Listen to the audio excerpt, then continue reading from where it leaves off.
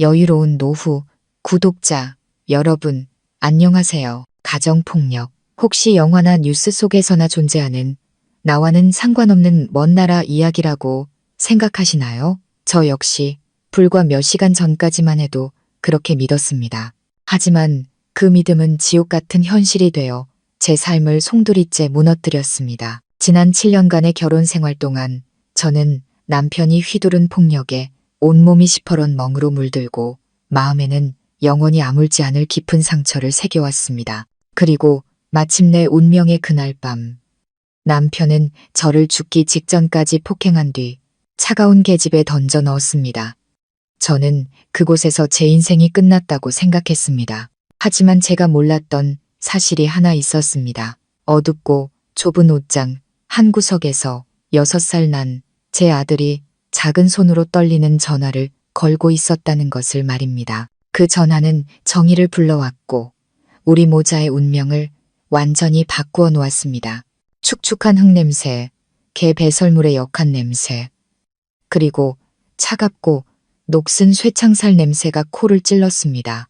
저는 차디찬 시멘트 바닥에 몸을 웅크린 채 문틈으로 쌩쌩 불어오는 밤바람을 피하려 구석으로 파고들었습니다. 온몸이 쑤시고 아팠고 머리는 깨질 듯 어지러웠습니다. 한쪽 눈은 퉁퉁 부어오른 탓에 도저히 뜰 수가 없었고 입가에서는 비릿한 피맛이 느껴졌습니다. 여기가 어디지? 아, 맞다. 개집 아니었지. 남편이 금지옥엽처럼 아끼는 진돗개, 럭키의 집. 남편은 언젠가 제 목숨보다 럭키가 더 중요하다고 말한 적이 있습니다. 그리고 오늘 그는 그 말을 증명했습니다. 저를 짐승처럼 때린 뒤 아끼는 개 대신 저를 이곳에 던져 넣은 것입니다. 모든 일의 시작은 너무나 어처구니 없는 이유 때문이었습니다. 오늘 저녁 남편 박성중의 회사에 회식이 있었습니다. 그는 제게 함께 가야 한다고 말했지만 저는 거절했습니다. 가기 싫어서가 아니었습니다. 갈 수가 없었습니다. 아들 민준이가 바이러스성 고열로 며칠째 끙끙 앓으며 제 곁에서 한시도 떨어지지 않으려 했기 때문입니다. 며칠 밤을 꼬박 새우며 아이를 돌보느라 몸과 마음이 모두 지쳐 있었습니다. 저는 그저 아이를 품에 안고 집에 있고 싶었을 뿐입니다. 나 안 갈래. 민준이 열나는 거 당신도 알잖아. 도우미 아주머니랑 단둘이 두기 불안해. 하지만 제 앞에 서 있는 남자는 제가 사랑했던 그 사람이 아니었습니다. 그가 운영하던 회사의 사정이 어려워진 후부터 그는 까칠하고 신경질적이며 병적으로 의심이 많은 다른 사람으로 변해버렸습니다. 그는 제가 회식에 가기 싫어하는 이유가 무언가를 숨기고 있기 때문이라고 단정했습니다. 어떤 놈이랑 바람이라도 피우려고. 그가 술 냄새를 풀풀 풍기며 으르렁거렸습니다. 무슨 소리야. 저는 할 말을 잃었습니다. 집에서 애 본다니까. 애를 보는 거야. 딴 놈을 보는 거야. 그가 다가와 제 머리채를 잡아 뒤로 꺾었습니다. 내가 모를 줄 알아? 요즘 부쩍 꾸미고 다니더라. 누구한테 잘 보이려고? 저는 숨을 쉴 수 없을 만큼 고통스러웠지만 간신히 대답했습니다. 아니야, 당신 취했어. 성중 씨, 제발 놔줘. 하지만 제 말은 불에 기름을 붓는 격이었습니다. 정신이 번쩍 들 정도의 강한 따귀가 제 뺨에 날아왔고 저는 비틀거리며 쓰러졌습니다. 구석에서 놀고 있던 민준이가 그 광경을 보고 겁에 질려 울음을 터뜨렸습니다. 아빠, 엄마 때리지 마. 무서워. 아들의 울음소리는 제 심장을 칼로 찌르는 듯했지만 남편을 더욱 광분하게 만들었습니다. 닥쳐. 너도 내 엄마랑 똑같아. 쓸모없는 것들. 그는 저를 바닥으로 밀어 넘어뜨린 뒤 발로 제 배와 등을 무차별적으로 걷어차기 시작했습니다. 저는 그저 몸을 웅크리고 두 팔로 머리를 감싸며 쏟아지는 고통을 견뎌낼 뿐이었습니다. 아들이 더 놀랄까봐 비명조차 지를 수 없었습니다. 민준이가 비명을 지르며 달려가는 소리, 그리고 옷장 문이 쾅 닫히는 소리가 들렸습니다. 아이가 그곳에 숨었다는 걸 알았습니다. 민준아, 보지 마. 제발 이 끔찍한 광경을 보지 마. 얼마나 시간이 흘렀을까. 제가 거의 정신을 잃어갈 때쯤 폭행이 멈췄습니다. 하지만 그는 제 다리를 잡고 마당으로 질질 끌고 나갔습니다. 제 머리가 문턱에 부딪히고 살같이 거친 시멘트 바닥에 쓸리는 고통도 아랑곳하지 않았습니다. 그는 계집의 철문을 열고 저를 쓰레기 포대처럼 안으로 던져 넣은 뒤 자물쇠를 채웠습니다. 거기서 내 꼬라지를 반성이나 해. 너 같은 여편네는 걔랑 같이 지내는 게 딱이야. 그는 그렇게 말하고는 집으로 들어가 문을 쾅 닫아버렸습니다. 저는 어둠과 고통, 그리고 처절한 굴욕감 속에 홀로 남겨졌습니다. 피와 눈물이 뒤섞여 얼굴을 타고 흘러내렸습니다. 7년간의 결혼 생활이 주마등처럼 스쳐 지나갔습니다. 처음 만났을 때 그는 재능 있고 멋진 청년이었습니다. 고아로 자라 따뜻한 가정을 간절히 원했던 저는 그에게 마음을 열었습니다. 그는 제게 행복한 삶을 약속했고 우리는 실제로 그런 날들을 보냈습니다. 하지만 그의 사업이 어려워지고 실패가 거듭되면서 그는 변하기 시작했습니다. 술을 마시기 시작했고 제게 화풀이를 했습니다. 처음에는 손을 뿌리치는 정도였고 그 다음은 뺨을 때렸습니다. 저는 그를 사랑했기에 그저 스트레스 때문일 거라 생각하며 용서했습니다. 언젠가는 모든 것이 괜찮아질 거라는 희망을 품고 참고 또 참았습니다. 하지만 저는 틀렸습니다. 저의 인내는 그를 더욱 폭력적으로 만들었고 오늘 밤 그는 저를 짐승으로 만들었습니다. 몸이 아팠지만 마음의 고통에 비할 바는 아니었습니다. 아들이 이 모든 것을 지켜봤다는 사실이 저를 더 고통스럽게 했습니다. 그 어린 마음에 얼마나 큰 상처가 되었을까요? 어떻게 해야 할까? 아들을 위해서라도 여기서 나가야 해. 하지만 어떻게? 문은 잠겨 있고 사방은 단단한 쇠창살로 막혀 있는데 저는 무력감과 절망에 휩싸였습니다. 어쩌면 나는 이 냄새 나는 계집에서 차갑고 외롭게 죽게 될지도 모른다. 혹시 여러분께서도 이 짐승 같은 남편의 행동에 분노가 치밀어 오르시나요? 6살 아들 민준이는 과연 엄마를 어떻게 구했을까요? 운명을 바꾼 그 전화는 어떻게 이루어졌을까요? 그리고 이 불행한 여인에게 정의는 제 시간에 도착할 수 있었을까요? 궁금하시다면 채널 구독과 알림 설정을 잊지 마시고 이 극적이고 감동적인 이야기의 다음 편을 놓치지 마세요. 좁고 어두운 옷장 안에서 아들 민준이는 몸을 웅크리고 앉아 있었습니다. 작은 두 손으로 입을 꽉 막아 울음소리가 새어나가지 않게 했지만 가냘픈 어깨는 계속해서 들썩였습니다. 살짝 열린 문틈으로 아이는 모든 것을 보았습니다. 늘 사랑했던 아빠가 악마로 변하는 모습을 보았습니다. 아빠가 엄마의 뺨을 때리고 발로 차는 것을 보았습니다. 그리고 가장 끔찍했던 것은 아빠가 바닥에 쓰러져 움직이지 않는 엄마를 마당으로 질질 끌고 나가는 모습이었습니다. 아빠가 엄마를 어디로 데려갔는지는 알 수 없었습니다. 다만 삐걱거리는 철문 소리, 달칵하는 자물쇠 소리, 그리고 럭키가 몇 번 짖는 소리만 들렸을 뿐입니다. 그 후 집 전체에 무서운 침묵이 흘렀습니다. 민준이는 어둠 속에서 하염없이 눈물만 흘렸습니다. 아빠가 무서웠고 엄마가 걱정되었습니다. 엄마는 괜찮을까? 엄마는 지금 어디에 있을까? 아이는 한참 동안 옷장 안에 숨어 있었습니다. 그러다 안방에서 아빠의 규칙적인 코 고는 소리가 들려왔습니다. 아빠가 잠들었습니다. 악마가 잠들었습니다. 그제야 민준이는 조심스럽게 옷장 문을 열고 밖으로 나왔습니다. 거실은 난장판이었습니다. 깨진 화병 조각들이 바닥에 흩어져 있었습니다. 아이는 최대한 소리를 내지 않으며 맨발로 현관문으로 다가갔습니다. 유리문에 귀를 대고 마당의 소리를 들어보려 했지만 아무 소리도 들리지 않았습니다. 문고리를 돌려봤지만 문은 안에서 굳게 잠겨 있었습니다. 아이는 집안을 돌아다니며 밖으로 나갈 방법을 찾아봤지만 모든 창문은 굳게 닫혀 있었습니다. 다시 눈물이 터져 나왔습니다. 엄마가 아플 텐데, 엄마는 내 도움이 필요할 텐데, 나는 아무것도 할 수가 없어. 바로 그때 민준이의 머릿속에 한 가지 기억이 스쳐 지나갔습니다.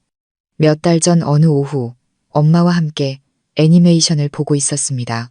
만화 속에서 길을 잃은 아기 경찰차가 전화를 걸어 동료 경찰차들의 도움을 받는 내용이었습니다. 만화를 다 보고 나서 저는 아들의 머리를 쓰다듬으며 말했습니다. 민준아, 저 아기 경찰차 정말 용감하지?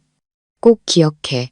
나중에 위험한 일이 생기거나 길을 잃거나 어른 없이 누구든 위험에 처한 걸 보면 전화기를 찾아서 이 번호를 누르는 거야. 112. 경찰 아저씨들 번호야. 아저씨들이 와서 모두를 도와줄 거야.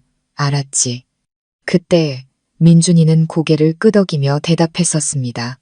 그날의 가르침이 오늘 유일한 희망이 되었습니다. 1.12. 경찰 아저씨. 아이는 재빨리 안방으로 달려갔습니다. 저를 폭행한 남편은 깊은 잠에 빠져 있었고 그의 스마트폰은 침대 옆 협탁에서 충전 중이었습니다.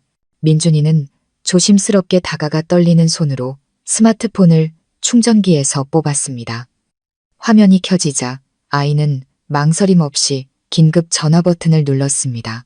그리고 깊은 숨을 한번 들이쉰 뒤 엄마가 가르쳐준 3개의 숫자를 눌렀습니다. 1, 1, 2. 아이는 전화기를 귀에 댔습니다.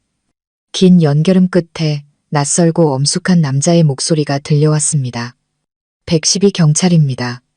말씀하세요. 처음 해보는 전화통화, 그것도 경찰 아저씨와의 통화에 민준이는 너무나 무서웠습니다. 아이는 오물쭈물하며 아무 말도 하지 못했습니다. 여보세요? 거기 누구 안 계십니까? 남자가 조금 초조한 목소리로 다시 물었습니다.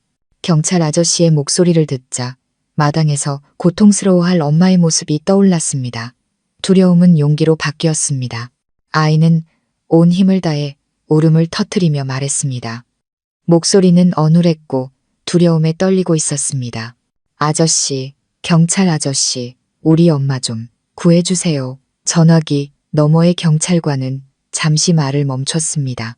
아이의 목소리였습니다. 진정하렴. 무슨 일이니? 어머니가 어떻게 되셨는데? 엄마가 아빠한테 맞았어요. 민준이가 흐느꼈습니다.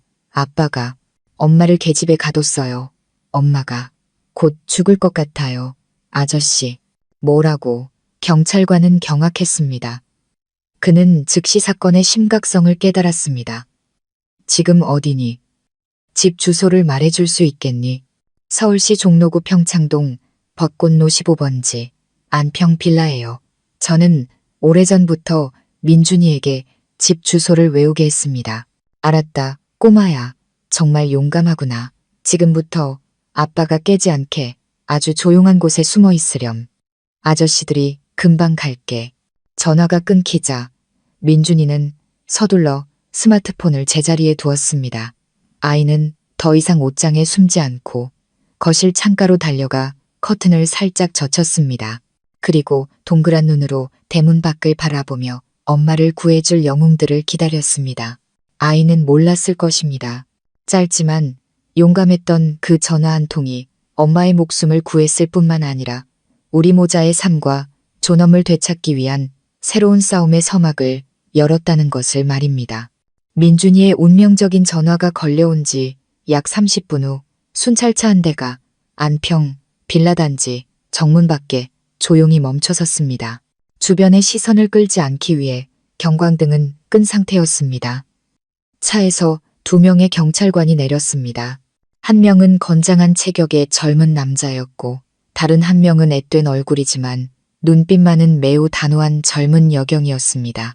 그녀는 민준이의 전화를 직접 받고 즉시 동료와 함께 출동한 이수진 경위였습니다. 그들은 초인종을 누르는 대신 무전으로 빌라 경비팀에 연락해 조용히 문을 열어달라고 요청했습니다. 곧이어 2번째 순찰차가 도착했고 차에서는 기동대원 3명이 더 내렸습니다. 그들은 신속하게 안으로 진입하여 15번지 빌라를 포위했습니다.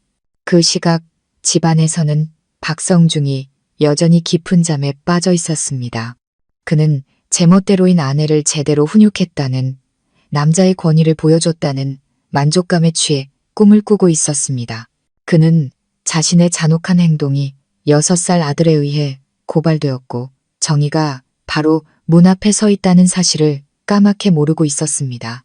이수진 경위는 동료에게 현관문을 열어보라고 손짓했지만 문은 안에서 잠겨 있었습니다.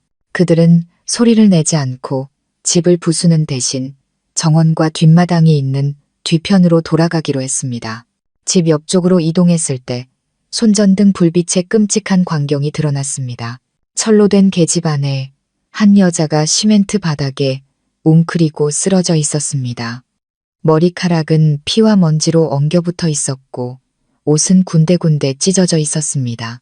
얼굴은 시퍼렇게 멍들고 부어올라 형체를 알아보기 힘들 정도였습니다. 바로 저였습니다. 그때 저는 거의 의식을 잃은 상태였습니다. 고통과 추위가 제 마지막 남은 힘마저 앗아가고 있었습니다. 저는 간신히 숨만 내쉬며 혼수 상태 속에서도 아들의 이름을 불렀습니다. 민준아, 세상에. 이수진 경위는 자신도 모르게 탄식했습니다. 수많은 사건을 처리해왔지만 눈앞의 광경은 그 잔혹함의 할 말을 잃게 만들었습니다. 당장 자물쇠 부숴요. 그녀가 동료에게 명령했습니다. 절단기가 쇠 자물쇠를 끊어버리면서 쾅 하는 큰 소리가 울려 퍼졌습니다. 그 소리는 마침내 집안에서 잠들어 있던 악마를 깨웠습니다. 성중은 숙취로 깨질 듯한 머리를 부여잡고 깜짝 놀라 일어났습니다. 그는 비틀거리며 방을 나왔고 어떤 놈이야 한밤중에 시끄럽게 라며 욕설을 중얼거렸습니다. 하지만 거실로 나온 그는 그 자리에 얼어붙고 말았습니다. 어느새 현관문은 활짝 열려 있었고 경찰 제복을 입은 여러 명의 남자들이 엄숙한 눈으로 그를 쳐다보고 있었습니다. 당신들 누구야? 왜 남의 집에 들어와 있어? 성중이 더듬거리며 물었습니다. 술기운은 온데간데 없이 사라지고 극심한 공포가 밀려왔습니다. 이수진 경위가 마당에서 들어오며 얼음장처럼 차가운 얼굴로 말했습니다. 경찰입니다. 이 주소에서 심각한 가정 폭력 사건이 발생했다는 신고를 받고 출동했습니다. 당신이 이 집 주인입니까? 폭력, 무슨 폭력? 성중은 얼굴이 새하얘진 채 필사적으로 부인했습니다. 아닙니다. 우리 집은 아무 일도 없었어요. 뭔가 착각하신 겁니다. 착각이 아닙니다. 수진의 목소리가 날카로워졌습니다. 그렇다면 당신 아내 함희정 씨가 왜 온몸에 상처를 입고 뒷마당 계집 안에서 의식을 잃은 채 쓰러져 있었는지 설명해 주시겠습니까? 그녀의 말은 성중의 머리 위로 떨어진 날벼락과도 같았습니다. 그는 믿을 수 없다는 듯 멍하니 서 있었습니다. 어떻게 알았지? 어떻게 여기에 들어온 거지? 분명히 모든 문을 다 잠갔는데. 바로 그때 2층에서 작은 그림자가 조심스럽게 내려왔습니다. 민준이었습니다. 경찰 아저씨들을 보자 용기가 솟았는지 아이는 재빨리 달려와 이수진 경위의 등 뒤에 숨었습니다. 아이는 성중을 손가락으로 가리키며 떨리지만 분노에 찬 목소리로 외쳤습니다. 아빠예요. 아빠가 엄마를 때렸어요. 아빠가 엄마를 계집에 가뒀어요. 친아들의 고발에 성중은 완전히 무너져 내렸습니다. 그는 민준이와 자신에게 다가오는 경찰들을 번갈아 보며 경악에 찬 표정을 지었습니다. 모든 것이 끝났다는 것을 직감했습니다. 박성중 씨, 경찰서까지 동행해 주셔야겠습니다. 한 경찰관이 수갑을 꺼내 들며 말했습니다. 그동안 이수진 경위와 2명의 동료는 신속하게 저를 냄새나는 계집에서 꺼냈습니다. 그들은 저를 조심스럽게 들것에 눕히고 따뜻한 담요를 덮어주었습니다. 즉시 구급차 불러요. 피해자 다발성 외상, 과다출혈, 즉시 병원으로 이송해야 합니다. 구급차에 실려가면서 저는 잠시 정신을 차렸습니다. 퉁퉁 부은 눈꺼풀 사이로 다른 여경의 품에 안겨있는 아들 민준이가 보였습니다. 아이는 울지 않았습니다. 그저 저를 바라볼 뿐이었습니다. 그 눈빛은 걱정스러우면서도 동시에 엄마, 내가 엄마를 구했어라고 말하는 듯 했습니다. 저는 아이를 향해 힘겹게 손을 뻗었지만 이내 다시 정신을 잃고 말았습니다. 구급차 사이렌 소리가 빌라 단지의 고요한 밤을 갈랐습니다. 정의의 빛은 비록 늦었지만 마침내 도착했습니다. 그것은 6살짜리 작은 영웅이 악에 맞서 엄마를 지키기 위해 건 용감한 전화 한 통에서 시작되었습니다. 구조는 성공했지만 저는 알고 있었습니다. 우리 모자의 진짜 싸움은 이제부터 시작이라는 것을. 그 싸움은 폭력을 휘두른 남편뿐만 아니라 그 죄를 묵인하고 감싸온 그의 가족 전체와의 싸움이 될 것이었습니다. 규칙적으로 울리는 심박 측정기 소리, 코를 찌르는 소독약 냄새, 그리고 눈부시게 하얀 응급실 조명이 제가 정신을 차렸을 때 처음 느낀 것들이었습니다. 온몸이 수천 개의 바늘로 찌르는 듯 아팠고 특히 머리와 옆구리가 심했습니다. 눈을 뜨려고 했지만 왼쪽 눈꺼풀이 무겁게 부어올라 작은 틈밖에 만들 수 없었습니다. 그 틈 사이로 하얀 천장과 링거병이 보였습니다. 나 아직 살아있구나. 그 생각이 희미한 위안을 주었습니다. 정신이 드세요? 귓가에 부드러운 여자의 목소리가 들려왔습니다. 이수진 경이었습니다. 그녀는 제 병상을 지키고 있었습니다.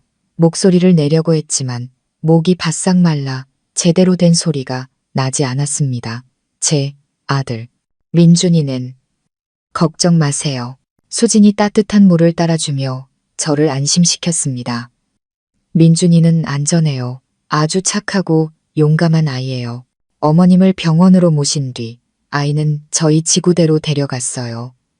다른 여경들이 잘 돌봐주고 있으니 안심하고 푹 쉬세요. 아들이 안전하다는 소식에 마음속에 무거운 돌덩이가 내려가는 듯 했습니다. 저는 폭력과 공포로 가득 찬 악몽을 꾸며 잠이 들었습니다. 다시 눈을 떴을 때는 날이 밝아 있었습니다. 의사가 와서 제 상태를 확인했습니다. 다발성 타박상과 가벼운 뇌진탕 소견이 있지만 다행히 생명에는 지장이 없으며 최소 일주일은 입원해서 경과를 지켜봐야 한다고 했습니다. 저는 창밖을 바라보며 복잡한 생각에 잠겼습니다. 구조는 되었지만 이제 나는 어디로 가야 할까? 이 지옥 같은 결혼 생활을 끝낼 용기가 있을까? 아니면 또다시 마음이 약해져 그를 용서하고 비극이 반복되는 것을 지켜봐야 할까? 바로 그때 병실 문이 열렸습니다. 수진인 줄 알았지만 들어온 사람은 시어머니인 황 여사였습니다. 그녀는 혼자가 아니었습니다. 뒤에는 고급스러운 옷차림의 변호사로 보이는 여자가 따라 들어왔습니다. 침대에 누워있는 제 비참한 모습을 보고도 그녀의 눈에는 동정심이라곤 찾아볼 수 없었습니다. 오히려 짜증과 경멸이 가득한 표정이었습니다. 그녀는 제 안부는 묻지도 않고 의자를 끌어와 앉더니 본론부터 꺼냈습니다. 똑똑히 들어 그녀가 차갑게 명령했습니다. 조금 있다 경찰이 와서 진술을 받을 거야. 뭐라고 말해야 할지 알지. 저는 할 말을 잃었습니다. 그녀는 저를 문병 온 것이 아니라 거짓 진술을 강요하러 온 것이었습니다. 제가 아무 말도 하지 않자 그녀는 마치 은혜를 베푸는 듯한 투로 말을 이었습니다. 그냥 부주의해서 계단에서 굴러떨어졌다고 해. 단순 사고였다고. 그렇게 하면 우리 집안 체면도 살고 내 남편도 구할 수 있어. 성중이가 술김에 잠시 이성을 잃었던 거지. 마음속으로는 아직 널 사랑하고 있다고. 넌 아내고 엄마니까 남편과 자식, 이 가정을 위해 희생할 줄 알아야지. 저는 그녀의 말을 들으며 헛웃음이 나왔습니다. 계단에서 굴러떨어졌는데 어떻게 얼굴이 이 모양이 되고 계집에 들어가 스스로 문을 잠글 수 있단 말인가. 그녀의 거짓말은 아들의 폭력보다 더 뻔뻔했습니다. 어머니, 제가 쉬어버린 목소리로 말했습니다. 그 사람이 절 때렸어요. 그래서 그녀는 조금도 미안한 기색 없이 목소리를 높였습니다. 남편이 아내 가르치는 게 대수라고. 부부싸움 안 하는 집이 어디 있어. 남자가 밖에서 일하다 보면 스트레스도 받고 집에 와서 화 좀 낼 수도 있는 거지. 아내라면 참고 맞춰 살 생각을 해야지. 어떻게 집안 망신을 시킬 수가 있어. 이 일 때문에 성중이 회사가 얼마나 큰 타격을 입었는지 알아? 거래처에서는 수군거리고 주가는 폭락했어. 네가 지금 내 남편 앞길을 막고 있는 거야. 모든 잘못은 결국 제 탓이었습니다. 제가 참지 못해서, 제가 남편의 앞길을 막아서. 아들의 잔인한 폭행은 그저 화 좀 낸 것들 뿐이었습니다. 함께 온 여자가 입을 열었습니다. 함희정 씨, 안녕하세요. 저는 이 집안의 법률 자문을 맡고 있는 정 변호사입니다. 황 여사님의 제안을 신중하게 생각해 보시길 권합니다. 협조해 주신다면 일이 조용히 마무리된 후에 가족들이 박대하지 않을 겁니다. 그동안 받으신 정신적, 육체적 피해에 대해 상당한 액수의 위자료도 지급할 거고요. 하지만 계속해서 일을 크게 만드신다면 결국 손해를 보는 건 미정 씨와 아드님이 될 겁니다. 그것은 더 이상 권유가 아닌 노골적인 협박이었습니다. 그들은 당근과 채찍을 동시에 사용하며 저를 압박하고 있었습니다. 직업도 기댈 곳도 없는 약한 여자인 제가 결국 굴복할 것이라고 믿고 있었습니다. 저는 눈을 감았습니다. 역겨움이 목구멍까지 차올랐습니다. 이게 내가 내 청춘과 모든 것을 바쳐 이룩하려 했던 가족이란 말인가. 범죄가 일상이 되고 진실이 왜곡되며 인간의 정의, 돈과 체면으로 계산되는 곳. 두 분, 돌아가세요. 제가 속삭였습니다. 목소리는 약했지만 전에는 없던 단호함이 묻어 있었습니다. 저 쉬어야겠어요. 황 여사는 제 말을 믿을 수 없다는 듯 소리쳤습니다. 뭐라고? 네가 감히 날 쫓아내. 저는 사실대로 말할 겁니다. 저는 눈을 감은 채 말했습니다. 그 사람이 제게 한 모든 짓을 다 말할 거예요. 이번뿐만이 아니라 지난 모든 일들까지도요. 너 미쳤구나. 그녀가 벌떡 일어나 소리쳤습니다. 이 집안을 다 같이 죽이자는 거야? 이 독사 같은 년. 그녀가 무언가 더 말하려던 순간 이수진 경위가 병실로 들어왔습니다. 면회 시간 끝났습니다. 환자가 쉬어야 하니 두 분은 나가주시죠. 그녀의 등장은 저를 정신적인 고문에서 구해줬습니다. 황 여사는 저를 불에 타버릴 듯이 쏘아보고는 변호사와 함께 씩씩거리며 나갔습니다. 병실 문이 닫히고 다시 평온이 찾아왔지만 제 마음속은 폭풍이 몰아치고 있었습니다. 그들의 뻔뻔한 제안이 제 안에 분노의 불씨를 지폈습니다. 망설이고 두려워했던 저는 이제 없었습니다. 더 이상 물러설 곳이 없다는 것을 깨달았습니다. 지금의 침묵은 인내가 아니라 악에 대한 동조일 뿐이었습니다.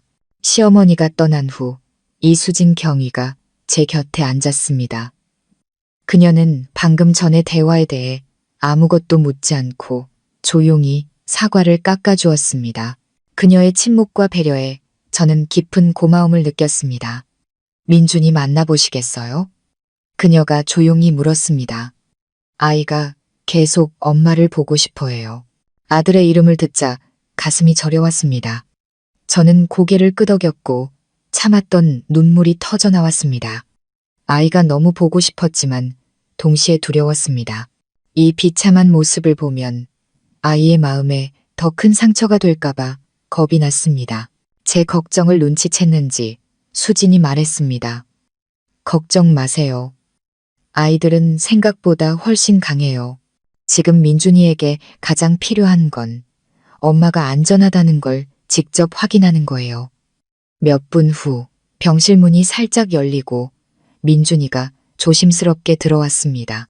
그 뒤에는 다른 여경이 서 있었습니다. 아이는 눈에 띄게 수척해져 있었고 동그란 눈은 울어서 퉁퉁 부어 있었습니다.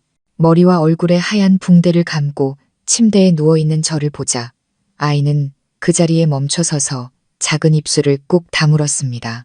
민준아, 이리 와, 엄마한테. 제가 떨리는 목소리로 아이를 향해 손을 뻗었습니다. 그 말이 떨어지기 무섭게 민준이는 와락 울음을 터뜨리며 달려와 제 품에 얼굴을 묻었습니다. 엄마, 무서웠어. 엄마 죽는 줄 알았어. 아이는 작은 어깨를 들썩이며 한참을 그렇게 울었습니다. 저도 아이를 꼭 껴안고 눈물을 흘렸습니다. 아이의 익숙한 머리 냄새를 맡고 따뜻한 체온을 느끼자 비로소 제가 살아있다는 것, 아들의 곁으로 돌아왔다는 것을 실감할 수 있었습니다. 엄마 괜찮아, 괜찮아, 우리 아들. 제가 아이의 작은 등을 토닥였습니다. 엄마 안 죽어. 우리 아들 지켜주려면 엄마가 살아야지. 조금 진정이 되자 민준이는 고개를 들고 눈물 젖은 눈으로 저를 바라보다가 이수진 경위를 쳐다봤습니다. 아이는 그녀의 옷소매를 잡고 어리지만 분노에 찬 목소리로 말했습니다. 아줌마, 우리 아빠 감옥에 보내주세요. 아빠는 나쁜 사람이에요. 엄마를 때리고 계집에 가뒀어요. 아들의 말은 비수가 되어 제 심장에 꽂혔습니다. 아빠를 사랑한다고 말해야 할 6살짜리 아이가 아빠를 잡아달라고 경찰에게 애원하고 있었습니다. 이 고통과 상처는 평생 아이를 따라다닐 것입니다. 이수진 경위는 민준이와 눈높이를 맞추기 위해 무릎을 꿇었습니다. 그녀는 아이의 눈물을 닦아주며 아주 다정한 목소리로 말했습니다. 민준아, 울지마. 어젯밤에 무슨 일이 있었는지 아줌마한테 자세히 말해줄 수 있겠니? 무서워하지 말고. 민준이의 말이 엄마를 지키는데 아주 중요하단다. 그리고 민준이는 이야기하기 시작했습니다. 아이는 어린아이의 순수한 언어로 그 끔찍했던 밤을 재현했습니다. 아이가 아빠가 술에 취했던 것부터 머리채를 잡고 뺨을 때리고 발로 차던 모습까지 생생하게 묘사했습니다. 아빠가 엄마 배를 찼어요. 등을 찼어요. 아이는 저를 가리키며 말했습니다. 엄마가 너무 아파서 머리만 감싸고 있었어요. 저는 너무 무서워서 옷장에 숨었어요. 엄마 우는 소리가 들렸는데 아빠가 엄마를 끌고 나갔어요. 그 뒤로는 엄마가 안 보였어요. 럭키 짖는 소리만 들렸어요. 아이는 말을 하다가 무서운 기억이 떠오르는지 흐느꼈습니다. 아이의 모든 말은 남편의 죄악과 시어머니의 거짓말을 폭로하는 강력한 증거였습니다. 계단에서 굴러떨어진 것이 아니라 아이가 지켜보는 앞에서 벌어진 잔인한 폭행이었습니다. 이수진 경위는 아이의 말을 하나도 놓치지 않고 꼼꼼하게 기록했고 그녀의 표정은 점점 더 심각해졌습니다. 민준이가 이야기를 마치자 그녀는 아이의 머리를 쓰다듬으며 말했습니다. 민준이 정말 잘했어. 넌 정말 용감한 아이야. 네가 엄마를 구한 거란다. 그리고 그녀는 저를 돌아봤습니다. 그녀의 눈빛에는 동정을 넘어선 격려와 용기가 담겨 있었습니다. 미정 씨, 다 들으셨죠? 민준이의 증언은 아주 중요한 증거입니다. 하지만 박성중 씨에게 법적인 책임을 묻기 위해서는 미정 씨의 협조가 필요합니다. 피해자로서 직접 그 사람의 행동을 고소하셔야 해요. 그녀는 잠시 말을 멈춘 뒤 힘주어 말했습니다. 어려운 결정이라는 거 알아요. 한 가정을 뒤흔드는 일이니까요. 하지만 생각해보세요. 만약 오늘 침묵하신다면 내일, 모레 이 비극이 반복되지 않으리란 보장이 있을까요? 그리고 다음번에도 미정 씨와 민준이가 지금처럼 운이 좋을 수 있을까요? 피해자의 침묵은 때로 가해자에 대한 묵인과 같습니다. 이건 미정 씨 자신만을 위한 싸움이 아니에요. 아들의 안전을 위한 싸움이고 지금 이 순간에도 어디선가 폭력에 시달리고 있을 다른 여성들을 위한 싸움이기도 합니다. 수진의 말, 그리고 무엇보다 아들의 눈물과 충격적인 증언은 제 안에 나약하고 순종적이었던 자아를 깨우는 경종과도 같았습니다. 그렇다. 더 이상 침묵할 수 없다. 침묵한다면 나 자신을 배신하는 것일 뿐만 아니라 아들의 용기마저 배신하는 것이다. 아들이 나를 구하기 위해 용기를 냈는데 내가 아들을 지키기 위해 용기를 내지 못할 이유가 없었다. 저는 아들을 꼭 껴안고 이수진 경위를 바라봤습니다. 지난 7년간 단 한 번도 가져보지 못했던 단호한 눈빛이었습니다. 동의해요. 제 목소리는 여전히 약했지만 그 어느 때보다 단호했습니다. 고소하겠습니다. 모든 진실을 밝힐 거예요.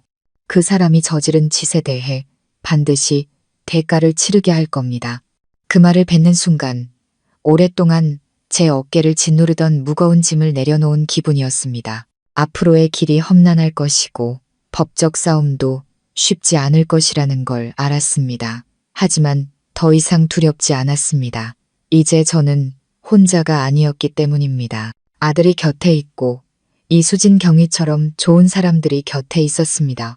그리고 가장 중요한 것은 더 이상 순응하지 않는 나 자신, 아이를 지키기 위해서라면 무엇이든 할 수 있는 엄마 함희정을 되찾았다는 것입니다.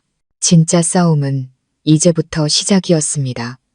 정말 용감한 결정을 하셨습니다. 미정 씨. 저희와 법은 항상 미정 씨와 민준이 편에 설 겁니다. 그날 이후 저는 수진의 도움을 받아 박성중에 대한 가정폭력 고소장을 정식으로 작성했습니다. 하얀 종이 위에 써내려간 한 글자, 한 글자는 단순한 고발이 아니라 지난 수년간 억눌러왔던 눈물과 고통의 기록이었습니다. 저는 하나도 빠짐없이 모든 것을 털어놓았습니다. 그의 사업이 어려워지기 시작했을 무렵에 사소한 손찌검과 욕설부터 술에 취할 때마다 이어졌던 무자비한 구타, 그리고 정점을 찍었던 그날 밤의 끔찍한 사건까지 고소장은 몇 장에 걸쳐 이어졌습니다. 그것은 단순한 법률 문서가 아니라 한 결혼의 부패와 한 인간의 타락을 기록한 판결문과도 같았습니다. 고소장과 함께 저는 이혼 소송장과 민준이에 대한 단독 양육권 청구서도 제출했습니다. 힘든 싸움이 될 것이라는 걸 알았습니다. 시댁은 돈과 권력이 있었고 그들이 쉽게 저를 내보내거나 귀한 손자를 포기할 리 없었습니다. 하지만 저는 더 이상 두렵지 않았습니다. 아들이 폭력과 거짓으로 가득한 환경에서 계속 자라게 할 수는 없었습니다. 아이는 평화로운 삶과 끔찍한 기억이 없는 어린 시절을 누릴 자격이 있었습니다. 제가 모든 서류 절차를 마쳤을 때 이수진 경위가 저를 찾아왔습니다. 그녀는 혼자가 아니었습니다. 40대 정도로 보이는 안경을 쓴 지적인 인상의 남자와 함께였습니다. 미정 씨, 소개할게요. 이쪽은 김민규 변호사님이세요. 제가 아는 분 중에 이혼 및 가족법 분야에서 가장 실력 있는 분 중 한 분입니다. 미정 씨 이야기를 들으시고 꼭 돕고 싶다고 하셨어요. 김 변호사님이 다가와 제 손을 잡았습니다. 그의 악수는 단단하고 따뜻했습니다. 함희정 씨 용기에 정말 감탄했습니다. 걱정 마세요. 이 싸움에서 혼자가 아닙니다. 저와 저희 팀이 두 분의 편에서 공정함을 되찾기 위해 함께 싸우겠습니다. 김 변호사님의 등장은 제 결심을 더욱 굳건하게 만들어주는 안정제와도 같았습니다. 그는 우리가 앞으로 마주하게 될 어려움에 대해 설명해 주었습니다. 시댁에서는 분명 모든 혐의를 부인하고 압력을 가하거나 심지어 매수하려 들 것이라고 했습니다. 제 명예를 훼손하고 제가 아이를 키울 자격이 없는 엄마라는 것을 증명하려 할 수도 있다고 했습니다. 하지만 걱정 마세요. 그가 자신감 있는 목소리로 말했습니다. 우리에게는 아주 강력한 무기가 있습니다. 바로 민준이입니다. 법정에서 아이의 증언은 특별한 힘을 가집니다. 게다가 우리에겐 진단서와 상처 사진도 있습니다. 우리가 포기하지만 않는다면 진실은 반드시 승리할 겁니다. 김 변호사님과의 대화는 앞으로의 험난한 길을 더 명확하게 보여주었습니다. 하루 이틀에 끝날 싸움이 아니라는 걸 알았지만 저는 준비가 되어 있었습니다. 그리고 예상대로 제 고소장이 접수되자마자 시댁의 반격이 시작되었습니다. 며칠간의 유치장 생활 끝에 박성중이 풀려나던 날 시어머니 황 여사가 다시 병원을 찾아왔습니다. 하지만 이번에는 거만하게 명령하는 모습이 아니었습니다. 완전히 다른 얼굴을 하고 있었습니다. 그녀는 커다란 과일 바구니를 들고 들어와 매우 고통스럽고 후회하는 듯한 표정을 지었습니다. 얘야, 내가 너한테 사과하러 왔다. 그녀가 흐느끼기 시작했습니다. 다 내 탓이다. 내가 아들을 잘못 가르쳤어. 성중이가 그런 끔찍한 짓을 저질렀다니 내 마음이 찢어지는 것 같구나. 며칠 동안 밥도 못 먹고 잠도 못 잤어. 내 생각만 하면 눈물이 앞을 가린다. 그녀는 죄책감에 시달리는 시어머니 역할을 완벽하게 연기했습니다. 예전에 저였다면 마음이 약해졌을지도 모르지만 지금의 저는 그저 헛웃음만 나왔습니다. 부탁이다. 고소 좀 취하해주면 안 되겠니? 그녀가 눈물을 글썽이며 제 손을 잡았습니다. 네가 이러면 우리 집안 다 죽는 거야. 성중이가 감옥이라도 가면 그의 인생은 끝장이라고. 민준이는 커서 전과자 아빠를 둔 아이로 살아가야 할 텐데 내 자식이 세상에 손가락질을 받게 할 셈이야? 이 늙은 어미가 비는 샘칠게 다시 한번 생각해다오. 성중이에게 잘못을 바로잡을 기회를 한 번만 더 주렴. 그녀는 더 이상 협박이 아닌 감정과 아들을 이용해 저를 압박하기 시작했습니다. 아주 교활한 수법이었습니다. 저는 그녀의 손에서 제 손을 조용히 뺐습니다. 어머님, 제가 차분하게 말했습니다. 기회는 이미 충분히 많이 드렸어요. 지난 7년간 그 사람이 제게 손찌검할 때마다 저는 기회를 줬습니다. 하지만 결과가 어땠나요? 그는 날이 갈수록 더 잔인해졌을 뿐이에요. 그리고 민준이는 전과자 아빠를 두는 것보다 매일 공포에 떨며 아빠가 엄마를 때리는 모습을 보는 걸 더 싫어할 거예요. 저는 누구를 해치려는 게 아닙니다.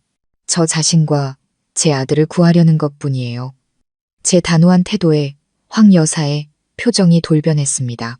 그녀의 눈물은 온데간데 없이 사라지고 날카로운 눈빛이 그 자리를 대신했습니다. 너 아주 잘났다. 법이 내 편인 것 같지? 어디 한번 해봐. 직업도 없고 돈 한 푼 없는 네가 무슨 자격으로 우리 집 손자를 뺏어가겠다는 거야. 넌 오늘 이 결정을 반드시 후회하게 될 거다. 그녀는 분노에 찬 눈빛을 남기고 씩씩거리며 떠났습니다. 첫 번째 대결이 끝났습니다. 이것이 시작에 불과하다는 걸 알았습니다. 진짜 전쟁은 이제부터였습니다. 그들은 더 이상 자신들의 의도를 숨기지 않았습니다. 민준이를 빼앗고 저를 비난과 모욕의 진흙탕 속으로 끌어내리기 위해 온갖 수단과 방법을 가리지 않을 것이었습니다. 하지만 저는 더 이상 예전의 함의정이 아니었습니다. 저는 돌이킬 수 없는 결정을 내렸습니다. 풀려난 후 박성중은 마치 사라진 사람 같았습니다. 병문안은커녕 전화나 문자 한 통 없었습니다. 그의 침묵은 욕설보다 더 무서웠습니다. 폭풍 전의 고요함이라는 것을 알았습니다. 그와 그의 어머니는 조용한 반격을 준비하고 있었습니다. 그리고 그 반격은 생각보다 빨리 찾아왔습니다. 일주일 후 제가 퇴원하여 여성단체에서 마련해준 안전가옥에 임시로 머물고 있을 때 이상한 일들이 벌어지기 시작했습니다. 시작은 소문이었습니다. 출처를 알 수 없는 소문들이 제가 살던 동네와 예전에 다니던 회사에 퍼지기 시작했습니다. 제가 바람을 피우다 남편에게 들켜서 맞았다는 이야기였습니다. 심지어 제가 도박비 때문에 시댁돈을 뜯어내려고 폭행 자작극을 벌였다는 말까지 나왔습니다. 그 악의적인 소문들은 보이지 않는 칼이 되어 제 살을 파고들었습니다. 애써 무시하려 했지만 제 명예가 무참히 짓밟히는 것을 보며 마음이 아프지 않을 수 없었습니다. 이것이 그들의 수법이라는 걸 알았습니다. 저를 피해자에서 가해자로 둔갑시켜 여론을 통해 저를 무너뜨리려는 속셈이었습니다. 김 변호사님이 저를 위로했습니다. 그런 말에 신경 쓰지 마세요. 그들이 그럴수록 자신들이 두려워하고 있다는 증거입니다. 우리는 증거 수집에만 집중하면 됩니다. 여론은 법정에서 진실을 바꿀 수 없습니다. 김 변호사님은 즉시 행동에 착수했습니다. 그는 가정폭력 사건에서는 물적 증거 확보가 매우 중요하다고 말했습니다. 저와 민준이의 증언도 중요하지만 반박할 수 없는 객관적인 증거가 더해진다면 승소 가능성이 훨씬 높아진다는 것이었습니다. 그리고 그가 주목한 가장 중요한 증거는 바로 우리 부부가 살던 빌라에 설치된 CCTV였습니다. 원래 신중하고 의심이 많은 성격이었던 성중은 집 안팎, 현관문, 정원, 거실, 주방 등 곳곳에 카메라를 설치해 놓았습니다. 도둑을 막기 위해서라고 했지만 때로는 저를 감시하기 위한 목적이 더 크다고 느꼈습니다.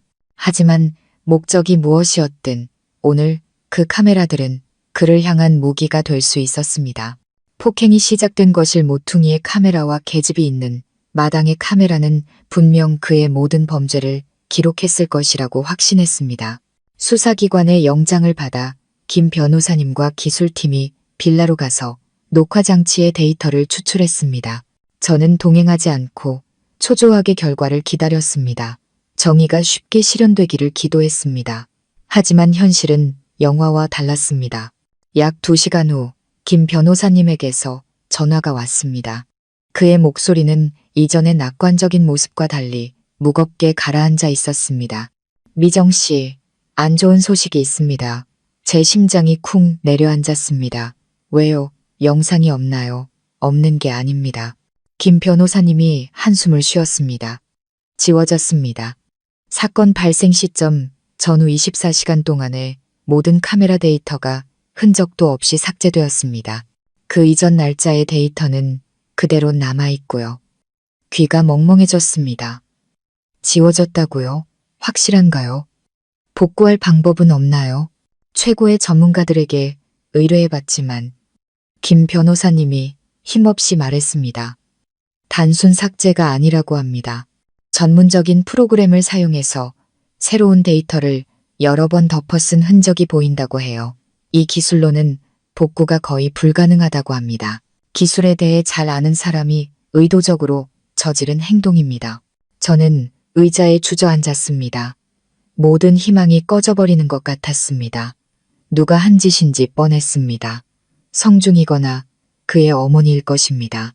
제가 응급실로 실려간 후 경찰이 집을 봉쇄하기 전까지 그들에게는 증거를 인멸할 충분한 시간이 있었습니다. 그들은 치밀하게 계산했습니다. 그 영상의 중요성을 알고 있었고 한 발 앞서 손을 쓴 것입니다. 그럼 이제 어떻게 하죠? 제가 떨리는 목소리로 물었습니다. 가장 중요한 증거를 잃었는데 우리가 이길 수 있을까요? 너무 걱정 마세요. 김 변호사님이 저를 안심시키려 애썼지만 그 역시 골머리를 앓고 있다는 걸 알 수 있었습니다. 이 증거를 잃은 것은 큰 타격입니다. 우리의 싸움이 더 힘들어질 거예요. 상대방은 분명 직접적인 증거가 없다는 점을 물고 늘어질 겁니다. 하지만 희망이 없는 건 아닙니다. 우리에겐 미정 씨와 민준이의 증언 그리고 상해 기록이 있습니다. 다른 간접 증거들을 찾아야 합니다. 혹시 다툼이 있을 때 가사도우미나 이웃 중에 우연히 듣거나 본 사람은 없었나요? 기억을 더듬어 보았습니다. 성중이 저를 때릴 때는 주로 우리 모자만 있을 때를 골랐습니다. 가사도우미는 보통 퇴근했거나 별채에 있었습니다. 이웃들은 제가 살던 빌라는 담이 높고 방음이 잘 되어 있어 아무도 듣지 못했을 겁니다. 모든 문이 제 앞에서 닫히는 것만 같았습니다. 증거를 찾지 못하는 막막함과 시댁에 계속되는 괴롭힘에 저는 극심한 스트레스에 시달렸습니다. 잠을 설치고 밥도 제대로 먹지 못해 몸은 계속 말라갔습니다. 제 결정에 대한 회의가 들기 시작했습니다. 돈과 권력, 그리고 온갖 비열한 수단을 동원하는 사람들을 상대로 이길 수 있다고 생각한 제가 너무 순진했던 걸까? 차라리 그들의 제안을 받아들이고 돈을 받아 조용히 아이와 떠나는 게 나았을까? 부정적인 생각들이 머릿속을 맴돌며 제 의지를 갉아먹었습니다. 어둠 속에서 홀로 앉아 하염없이 눈물을 흘리는 밤이 많아졌습니다. 저는 외롭고 무력했습니다.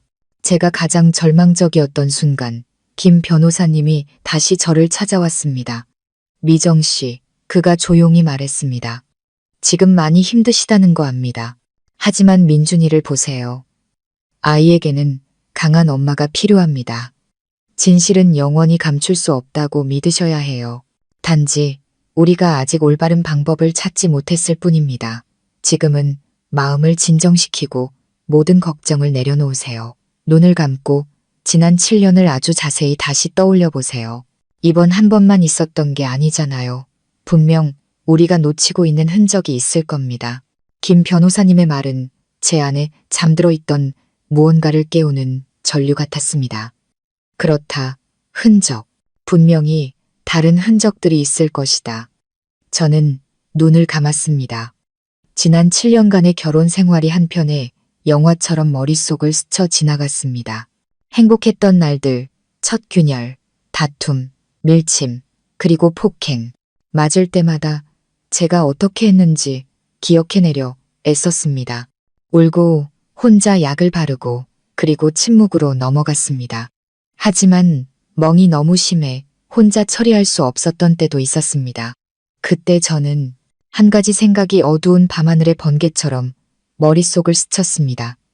변호사님, 제가 벌떡 눈을 뜨며 그의 손을 잡았습니다. 생각났어요. 아직 희망이 있을지도 몰라요. 저는 새로운 문을 발견했습니다. 시간과 수치심의 먼지에 덮여있던 문, 오래된 상처로 이어지는 문이었습니다. 저는 깊은 숨을 들이쉬고 흩어진 기억들을 정리했습니다. 변호사님, 지난 몇 년간 그 사람에게 맞은 건 이번 한 번이 아니었어요. 훨씬 많았죠. 그때는 상처가 심하지 않아서 그냥 멍들고 붓는 정도였어요.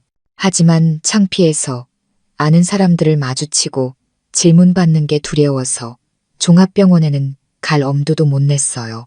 대신 눈에 잘 띄지 않는 작은 개인 병원들을 찾아다니며 진료를 받고 약을 타왔어요. 저는 그 치욕스러운 기억을 떠올리며 목소리가 약간 떨렸습니다. 기억나는 곳이 하나 있어요. 옆 동네에 있는 나이든 의사 선생님의 한의원이었는데 그곳에는 적어도 3번은 갔던 것 같아요. 갈 때마다 오토바이 사고가 났다고 거짓말했지만 아마 진료 기록은 남아있을지도 몰라요. 이 말을 듣자 김 변호사님의 눈이 빛났습니다. 그는 방안을 흥분된 표정으로 서성이며 말했습니다. 맞아요. 왜 이 생각을 더 일찍 못했을까요? 미정 씨, 이건 이 사건의 전환점이 될 수 있습니다. 그가 자신감 있게 말했습니다. 진료 기록은 개인 병원의 것이라 할지라도 법적으로 아주 큰 효력을 가집니다. 미정 씨의 상처를 증명할 뿐만 아니라 폭행이 체계적이고 반복적으로 이루어졌다는 것을 증명해 줄 겁니다. 법정에서 이것은 가중처벌 사유가 될 수 있어요. 박성중의 행동이 그들이 주장하는 것처럼 술김에 저지른 우발적 행동이 아니라 오랫동안 지속된 의도적인 폭력 행위라는 것을 보여주는 거죠. 제 안에 희망이 다시 피어올랐습니다. 그럼 이제 어떻게 해야 하죠? 지금 당장 그 병원들을 찾아가야 합니다. 김 변호사님이 단호하게 말했습니다.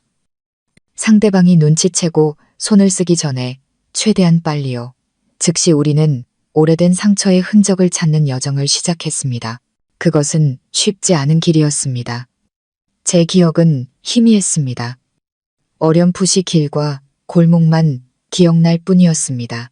어떤 병원은 다른 곳으로 이전했고 어떤 곳은 이름이 바뀌어 있었습니다.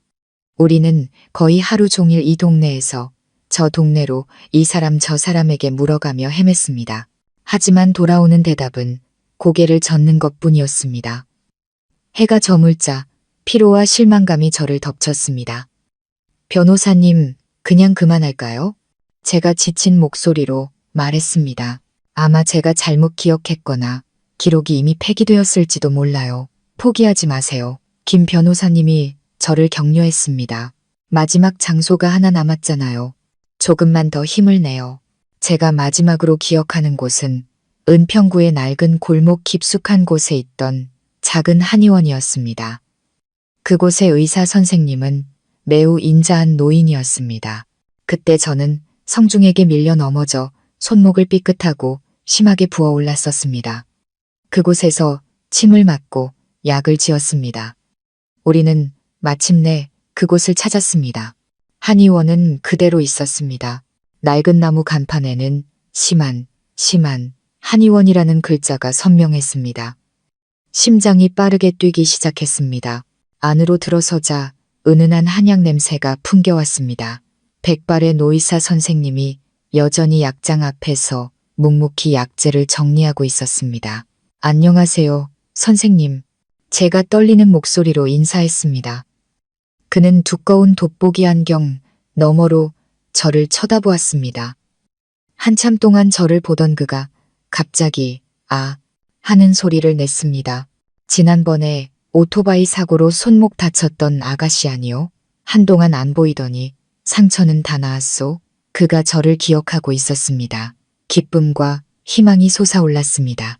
네, 선생님, 다 나았어요. 오늘 온 건 부탁드릴 일이 있어서예요. 저는 제 상황과 오래된 진료 기록의 중요성에 대해 모든 것을 설명했습니다. 노의사 선생님은 조용히 제 이야기를 들었습니다. 그의 인자했던 얼굴은 점차 심각해지더니 이내 분노로 바뀌었습니다. 쯧쯧, 세상에 이런 일이. 그가 책상을 가볍게 내리쳤습니다. 정말 천벌을 받을 짓이군. 그는 한숨을 쉬며 가여운 눈빛으로 저를 바라봤습니다. 그동안 고생이 많았구려. 내가 반드시 돕겠소. 잠시만 기다리시오. 그는 그렇게 말하고 안쪽의 작은 방으로 들어갔습니다. 무언가를 뒤적이는 소리가 들렸고 제 심장은 그 소리에 맞춰 쿵쾅거렸습니다. 기록이 남아있을까? 한참 후 그가 손에 누렇게 변한 서류 뭉치를 들고 나왔습니다. 찾았소. 여기 아가씨 기록이요. 나는 혹시 몰라 환자 기록을 모두 보관하는 습관이 있어. 오늘 이렇게 쓰일 줄은 몰랐구려. 서류 뭉치를 받아든 저는 떨리는 손으로 한 장 한 장 넘겨보았습니다. 거기에는 제가 진료받은 날짜, 손목 염좌 및 타박상, 어깨 부위의 넓은 멍, 관자놀이 부종 등 상처의 상태가 상세히 기록되어 있었습니다. 그리고 저와 김 변호사님을 가장 놀라게 한 것은 각 진료 기록의 마지막 부분이었습니다. 제가 거짓말했던 오토바이 사고라는 진단명 옆에 노의사 선생님이 붉은 펜으로 작은 글씨를 덧붙여 놓았던 것입니다. 폭행의심이라고. 뿐만 아니라 그는 서류철 안에 당시 제 상처를 근접 촬영한 작은 폴라로이드 사진 몇 장을 끼워두었습니다. 그때도 이상하다고 생각은 했지만 사적인 일이라 차마 묻지는 못했소. 그가 침울한 목소리로 말했습니다. 자료로 남겨두려고 몰래 찍어둔 것인데 내 예감이 맞을 줄이야. 이거 가져가시오.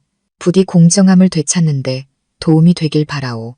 저와 김 변호사님은 기쁨과 감동을 감추지 못한 채 서로를 바라봤습니다.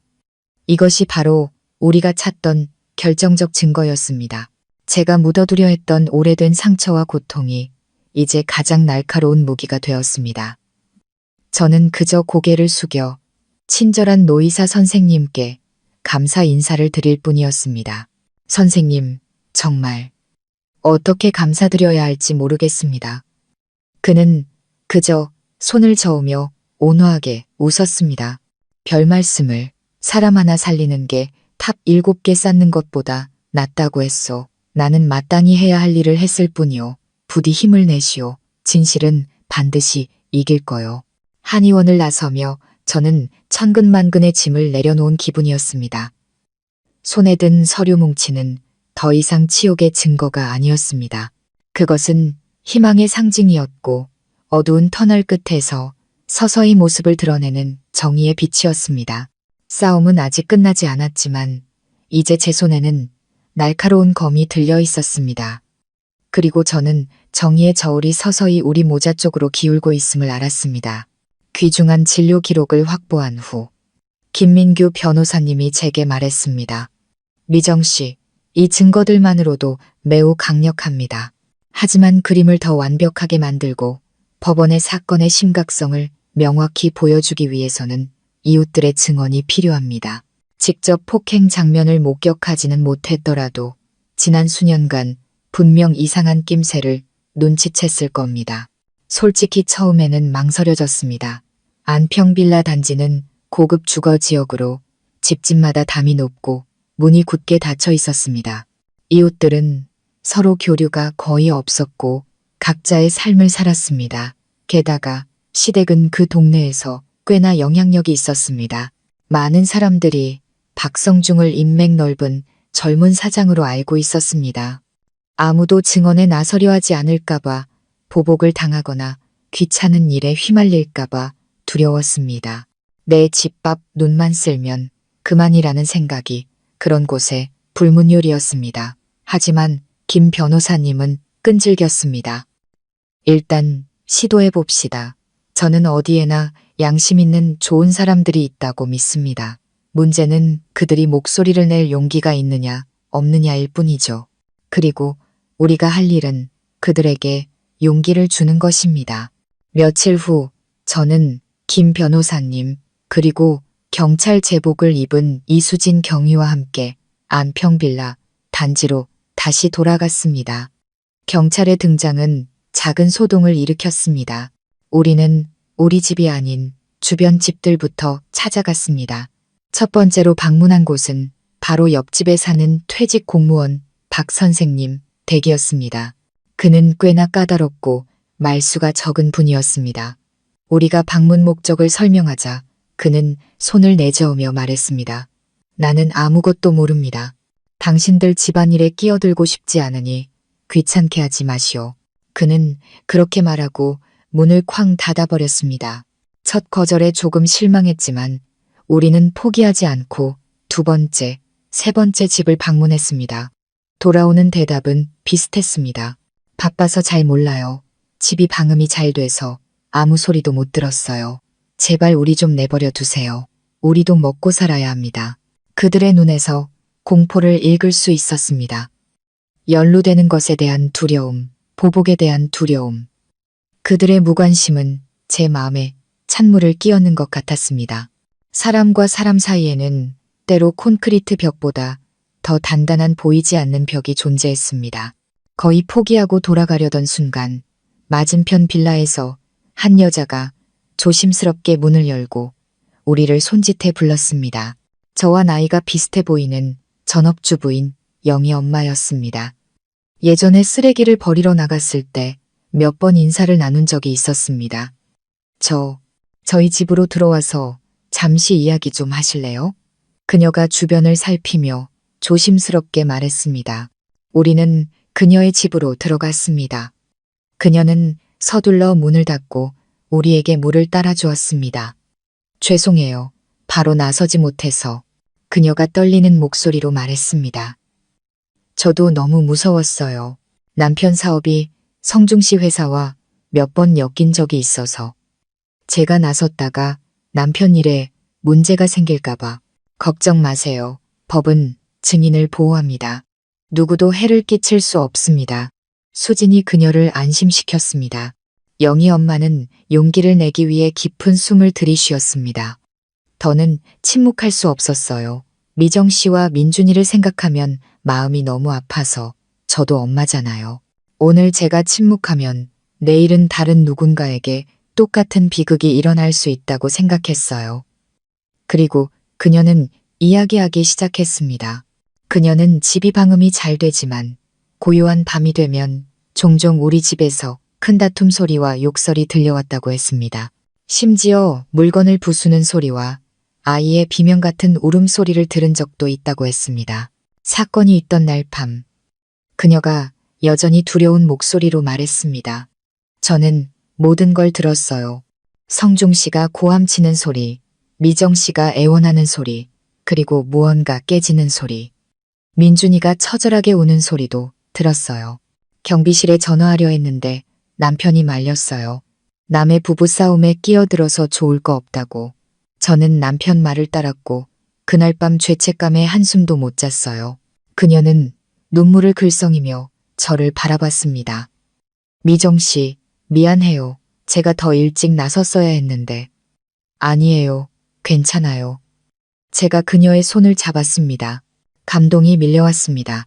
지금이라도 진실을 말해주시는 것만으로도 우리 모자에게는 정말 큰 힘이 돼요. 영희 엄마의 증언은 다른 이웃들의 마음속에 있던 용기의 불씨를 지폈습니다.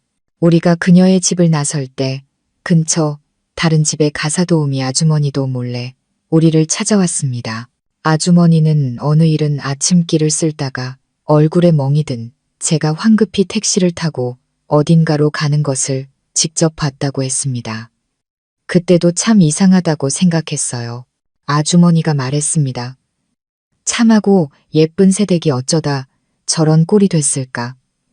이제야 알겠네요. 영희 엄마와 가사 도우미, 아주머니의 증언은 비록 간접 증거였지만 매우 가치가 있었습니다.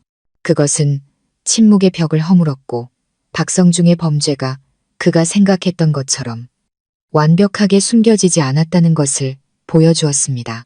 그날 이후 영희 엄마의 격려에 힘입어 두 가정이 더 증언에 동의했습니다. 그들은 직접 목격하지는 않았지만 우리 집에서 자주 이상한 소리가 들렸다는 사실과 우리 부부의 결혼 생활이 순탄치 않았다는 것을 확인하는 진술서에 기꺼이 서명해 주었습니다. 이웃들의 서명이 담긴 진술서를 손에 들자 말로 표현하기 힘든 감정이 솟아올랐습니다. 저는 깨달았습니다. 이 사회에 무관심과 냉대가 존재할 수는 있지만 그것이 결코 양심과 연민을 이길 수는 없다는 것을. 한 사람의 용기 있는 목소리가 다른 사람들의 목소리를 이끌어냈습니다. 정의의 빛은 법에서만 오는 것이 아니었습니다. 그것은 평범한 사람들의 연대와 용기에서부터 시작되었습니다. 이제 우리는 모든 요소를 갖췄습니다. 김 변호사님이 말했습니다. 피해자의 증언, 직접 목격자인 민준이의 증언, 범행의 반복성을 증명하는 진료 기록, 그리고 이제 사건의 배경과 심각성을 입증할 이웃들의 증언까지. 상대방은 더 이상 빠져나갈 구멍이 없습니다. 재판날이 다가오고 있었습니다. 저는 성중과 그의 어머니가 가만히 앉아서 당하고만 있지는 않을 것이라는 걸 알았습니다. 그들은 분명 상황을 반전시키기 위해 눈물과 거짓 후회로 가득 찬 마지막 연극을 준비할 것이었고 저는 그에 맞설 준비를 해야 했습니다. 정식 재판이 열리기 일주일 전 저는 법원으로부터 화해조정 기일에 출석하라는 통지서를 받았습니다. 이것은 이혼 소송에서 법원의 판결이 내려지기 전 양측이 합의를 통해 갈등을 해결할 기회를 주는 의무적인 절차였습니다. 김민규 변호사님이 제게 신신당부했습니다. 미정 씨, 이제 그들이 마지막 카드를 꺼낼 겁니다. 바로 감정 카드죠. 울고불고 애원하며 온갖 약속을 할 겁니다. 절대 마음 약해지시면 안 됩니다. 어떤 합의든 반드시 서면으로, 그리고 제가 입회한 상태에서 이루어져야 합니다. 저는 고개를 끄덕였습니다. 아주 힘든 심리전이 될 것이라는 걸 알았습니다. 그날 저는 김 변호사님과 함께 법원으로 갔습니다. 조정실에는 성중과 그의 어머니 황 여사가 먼저 와서 기다리고 있었습니다. 그들의 모습은 이전과는 완전히 달랐습니다. 성중에게서는 더 이상 거만하고 도전적인 태도를 찾아볼 수 없었습니다. 그는 단정한 흰색 셔츠를 입고 있었고 꽤 수척해 보였으며 눈은 퀭했습니다. 그는 고개를 숙인 채 두 손을 모으고 깊이 후회하는 죄인의 모습으로 앉아 있었습니다. 황 여사 역시 화려하고 날카로운 모습은 온데간데 없었습니다. 그녀는 검소한 검은색 옷을 입고 있었고 피곤하고 초췌한 얼굴을 화장 없이 드러내고 있었습니다.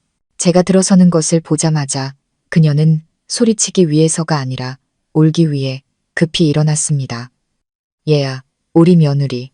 그녀가 흐느끼며 손수건으로 눈물을 훔쳤습니다. 내가 잘못했다. 며칠 동안 곰곰이 생각해보니 내가 너한테 너무 큰 죄를 지었더구나. 우리 집에 시집와서 좋은 날 하루 없이 고생만 시키고. 다 내가 성중이를 잘못 가르친 탓이다. 그녀는 비통하게 울며 자책했습니다. 만약 제가 그녀의 본 모습을 몰랐다면 저 역시 그녀의 완벽한 연기에 속아 넘어갔을지도 모릅니다. 중년의 여성 판사님이 온화한 표정으로 말했습니다. 오늘 양측을 부른 것은 차분하게 대화로 문제를 해결할 기회를 드리기 위함입니다. 어떤 문제든 해결할 방법은 있습니다. 가정이 깨지면 가장 상처받는 것은 아이입니다. 아이라는 말에 성중이 고개를 들었습니다. 그는 눈물이 그렁그렁한 붉은 눈으로 저를 바라보며 쉰 목소리로 말했습니다. 미정아, 지금 내가 무슨 말을 해도 소용없다는 거 알아. 용서해달라고 할 자격도 없어. 그냥 내가 정말 잘못했다고 말하고 싶었어. 나는 나쁜 남편이었고 형편없는 아빠였어. 술과 스트레스에 굴복해서 악마가 되어버렸어. 제정신이 들 때마다 너무 후회하고 자책했어. 내가 왜 너한테 그런 짓을 했는지 나도 모르겠어. 그는 일어나 천천히 제게 다가오더니 갑자기 제 앞에 무릎을 꿇었습니다. 미정아, 제발 마지막으로 한 번만 기회를 줘. 그는 울면서 말했습니다. 약속할게. 다시는 술 안 마실게. 치료도 받을게. 완전히 다른 사람이 될게. 제발 이혼만은 하지 말아줘. 우리 민준이가 아빠 없는 아이로 살게 할 수는 없잖아. 제발. 성중의 행동에 조정실에 있던 모든 사람들이 놀랐습니다. 한 회사의 대표라는 남자가 아내 앞에 무릎을 꿇고 애원하고 있었습니다. 정말 공들인 연극이었습니다. 황 여사도 달려와 아들 옆에 함께 무릎을 꿇었습니다. 그래, 며느라가 이번 한 번만 용서해 주렴. 저 애도 자기 잘못을 뉘우치고 있잖니. 이 일이 있고 나서 밥도 못 먹고 잠도 못 자서 몸무게가 10kg나 빠졌어. 저의 잘못되면 나도 못 살아. 이 늙은 어미가 비는 샘칠게. 우리 민준이를 봐서라도 이 가정을 지켜다오. 두 모자는 한 명은 무릎 꿇고 다른 한 명은 울면서 비극적이고 감동적인 장면을 연출했습니다. 그들은 부부의 정과 아이를 이용해 제 마음을 약하게 만들려는 마지막이자 가장 교활한 수를 쓰고 있었습니다. 어떤 여자라도 남편의 후회의 눈물과 시어머니의 애원 앞에서는 무너질 것이라고 믿고 있었습니다. 저는 아무 말 없이 그들의 연극을 지켜봤습니다. 한순간 제 마음도 조금은 아팠습니다. 제 발 아래 무릎 꿇고 있는 남자는 한때 제가 온 마음을 다해 사랑했던 사람이자 제 아들의 아버지였기 때문입니다. 하지만 곧 그 끔찍했던 밤의 기억이 떠올랐습니다. 제 머리채를 잡고 발로 차던 그의 모습, 차가운 계집에 웅크리고 있던 제 모습, 그리고 아들의 충격적인 증언. 안 돼. 마음 약해지면 안 돼. 그들의 후회는 진심이 아니었다. 법의 심판에 대한 두려움일 뿐이었다. 저는 김 변호사님을 쳐다봤습니다. 그는 지지의 눈빛으로 조용히 고개를 끄덕였습니다. 마침내 저는 깊은 숨을 들이쉬고 그들을 일으켜 세우지 않은 채 차분하지만 단호하게 말했습니다. 일어나요. 박성중 씨, 어머님도요. 더 이상 이런 무의미한 짓은 하지 마세요. 제 차가운 태도에 성중과 황 여사는 얼어붙었습니다. 그 후의 말들은 제가 말을 이었습니다. 7년 전 당신이 처음 내 뺨을 때렸을 때 했어야 했어요. 그 눈물은 당신 아들이 법정에 서게 되었을 때가 아니라 며느리가 맡고 있을 때 흘렸어야 했어요. 이제 와서는 너무 늦었습니다. 저는 성중의 눈을 똑바로 쳐다봤습니다. 당신은 스트레스와 술 때문에 그랬다고 했죠. 하지만 그건 변명일 뿐이에요. 진정한 남자는 압박감을 느낄 때 문제를 해결할 방법을 찾지 아내와 자식에게 화풀이하지 않아요. 당신은 잘못했을 뿐만 아니라 비겁했어요. 폭력으로 권위를 세우려 했고 이제는 눈물로 책임을 회피하려 하고 있으니까요. 그리고 황 여사를 돌아봤습니다. 어머님, 저와 민준이를 사랑한다고 하셨죠. 하지만 아들이 짐승으로 변해갈 때 어머님의 사랑은 어디에 있었나요? 손자가 공포에 떨며 아빠가 엄마를 고문하는 장면을 봐야 했을 때 그 사랑은 어디 있었나요? 어머님은 아무도 사랑하지 않으셨어요. 오직 어머님 자신과 이 집안의 체면만을 사랑하셨을 뿐이죠. 제 말 한마디 한마디는 그들의 위선과 이기심을 벗겨내는 칼날과도 같았습니다. 그들은 더 이상 울지 않고 아무런 반박도 하지 못한 채 망연자실 앉아있을 뿐이었습니다. 고소는 취하하지 않을 겁니다. 제가 마지막 판결처럼 말했습니다. 저는 이 싸움을 끝까지 갈 겁니다. 복수를 위해서가 아니에요. 제 아들에게 악은 반드시 벌을 받는다는 것을 보여주기 위해서. 그리고 제 자신이 폭력과 공포가 없는 새로운 삶을 시작하기 위해서입니다. 화해 조정은 여기서 마치겠습니다. 저는 그렇게 말하고 김 변호사님과 함께 일어섰습니다. 망연자실한 두 사람을 뒤로하고 조정실을 나왔습니다. 그들의 연극은 실패했고 이제 그들은 유일한 진실, 즉 정의의 심판과 마주해야 했습니다. 재판이 열리던 날 서울의 하늘은 잿빛이었고 차가운 겨울비가 흩날렸습니다. 저는 김민규 변호사님과 함께 법원에 도착했습니다. 어젯밤 저는 거의 잠을 이루지 못했습니다. 두려워서가 아니라 아들 걱정 때문이었습니다. 오늘 민준이가 법정에 서야 했습니다. 비록 아이의 심리적 충격을 최소화하기 위해 특별하고 친화적인 환경에서 비공개로 증언이 이루어질 것이라고 했지만 엄마로서 마음이 놓이지 않았습니다. 6살밖에 안 된 제 아들. 끔찍한 밤을 겪고 이제 그 고통스러운 기억을 다시 꺼내야 했습니다. 제 자신이 잔인하게 느껴졌지만 이것은 반드시 해야 할 일이었습니다. 아들의 목소리야말로 가장 강력한 진실의 목소리였기 때문입니다. 법정 안은 엄숙하고 긴장된 분위기였습니다. 성준과 그의 어머니는 피고인석에 앉아 있었습니다. 그들은 눈에 띄게 초췌하고 늙어 보였습니다. 더 이상 거만하지도 눈물 연기를 하지도 않았습니다. 오직 불안과 피로만이 얼굴에 역력했습니다. 제가 들어서는 것을 보자 성중은 시선을 피했고 황 여사는 분노에 찬 눈으로 저를 쏘아봤습니다. 재판이 시작되었습니다. 검사의 공소사실 낭독이 끝난 후 김 변호사님은 우리가 수집한 모든 증거들을 체계적이고 단호하게 제시했습니다.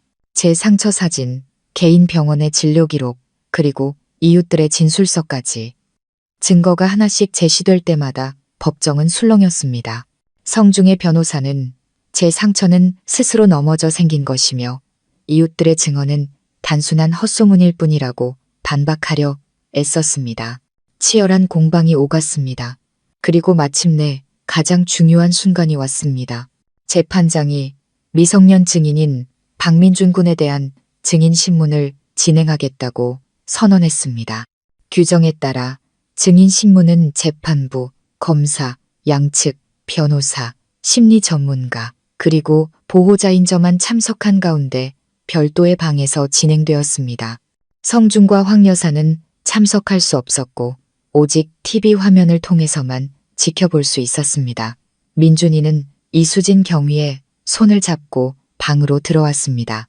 제가 준비해준 새 옷을 입은 아이는 이 엄숙한 공간 속에서 너무나 작고 외로워 보였습니다. 저를 보자 아이는 달려와 제 다리를 꼭 껴안았습니다. 엄마, 저는 몸을 숙여 아이를 안고 귓가에 속삭였습니다. 민준아, 착하지? 무서워하지 마. 여기 계신 분들은 그냥 몇 가지만 물어볼 거야. 네가 보고 들은 대로만 솔직하게 말하면 돼. 엄마가 항상 옆에 있을게.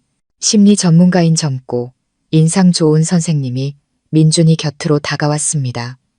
그녀는 사건에 대해 바로 묻지 않고 슈퍼히어로 이야기부터 시작했습니다. 민준아, 슈퍼히어로 좋아하니? 네.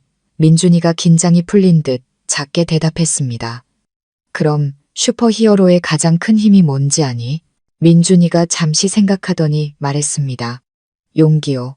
맞아. 심리 전문가가 미소 지었습니다. 진실을 말하고 약한 사람을 지켜주는 용기. 오늘 민준이도 그런 용감한 슈퍼히어로가 될 수 있어. 해볼래? 민준이가 결심에 찬 눈빛으로 고개를 끄덕였습니다. 그리고 재판장이 따뜻한 목소리로 대화를 시작했습니다. 그녀는 딱딱한 법률 용어가 아닌 마치 할머니가 손주에게 이야기하듯 물었습니다. 민준아, 엄마를 사랑하니? 네. 세상에서 엄마를 제일 사랑해요. 그럼 아빠는 사랑하니? 민준이가 잠시 침묵하더니 고개를 살짝 숙였습니다. 전에는요. 하지만 지금은 아니에요. 왜 그렇게 생각하니? 민준이의 동그란 눈에 눈물이 그렁그렁 맺혔습니다. 아빠가 자꾸 엄마를 때려서요. 방 전체가 침묵에 잠겼습니다. 화면을 통해 저는 성중의 어깨가 움찔하는 것을 볼 수 있었습니다. 아빠가 엄마를 자주 때렸니? 아는 대로 이야기해 줄 수 있을까? 재판장이 부드럽게 물었습니다. 그리고 민준이는 어린아이의 서툰 언어로 가정폭력이라는 끔찍한 그림을 그려나가기 시작했습니다. 아이는 아빠가 엄마를 밀어 넘어뜨렸던 일, 방에서 엄마 우는 소리를 들었던 일들을 이야기했습니다. 날짜는 정확히 기억하지 못했지만 충격적인 기억들은 생생했습니다. 한 번은 아빠가 밥그릇을 엄마한테 던졌어요. 밥이 뜨거워서 엄마 손이 빨갛게 되었어요. 다른 날에는 허리띠를 들고 엄마를 때리려고 했어요. 제가 너무 무서워서 아빠 다리를 붙잡고 때리지 말라고 빌었어요. 아이의 말 한마디 한마디가 제 심장을 도려내는 것 같았습니다. 아들이 이렇게 많은 것을 보고 기억하고 있을 줄은 몰랐습니다. 저는 아이를 보호한답시고 모든 것을 숨기고 묵묵히 참아왔습니다. 하지만 저는 틀렸습니다. 아이들은 생각보다 훨씬 예민했습니다. 모든 것을 알고 느끼고 있었습니다. 그리고 재판장은 사건 당일 밤에 대해 물었습니다. 그 끔찍한 기억을 다시 떠올리자 민준이는 몸을 떨기 시작했습니다. 아이가 울음을 터뜨렸습니다. 그날 아빠가 술을 아주 많이 마셨어요. 아빠가 엄마 뺨을 때리고 발로 찼어요. 엄마가 바닥에 쓰러져서 움직이지 못했어요. 너무 무서웠어요. 저 역시 더 이상 참지 못하고 눈물을 쏟았습니다. 심리 전문가가 다가와 민준이를 다독였습니다. 괜찮아. 넌 정말 용감해. 계속 이야기해 줄 수 있겠니? 그 다음은 어떻게 됐어? 그 다음에 아빠가 엄마를 어디론가 끌고 갔어요. 저는 옷장에 숨어서 보지 못했어요. 럭키 짖는 소리랑 엄마 신음소리만 들렸어요. 엄마가 너무 아파했어요. 아이는 심리 전문가의 품에 얼굴을 묻고 흐느꼈습니다. 제가 경찰 아저씨한테 전화했어요. 엄마가 가르쳐준 대로요. 저 슈퍼히어로 맞죠? 아이의 순수한 질문에 방 안의 모든 사람들이 말을 잃었습니다. 수많은 재판을 진행했던 재판장마저 손을 들어 눈가를 훔쳤습니다. 성중의 변호사는 고개를 숙인 채 아무 말도 하지 못했습니다. 하나이의 고발. 거기에는 법률 용어도 날카로운 논리도 없었습니다. 오직 진실만이 있었습니다. 너무나 적나라하고 고통스러운 진실. 그것은 그 어떤 증거보다 강력했고 사람의 양심 깊은 곳을 뒤흔드는 힘이 있었습니다.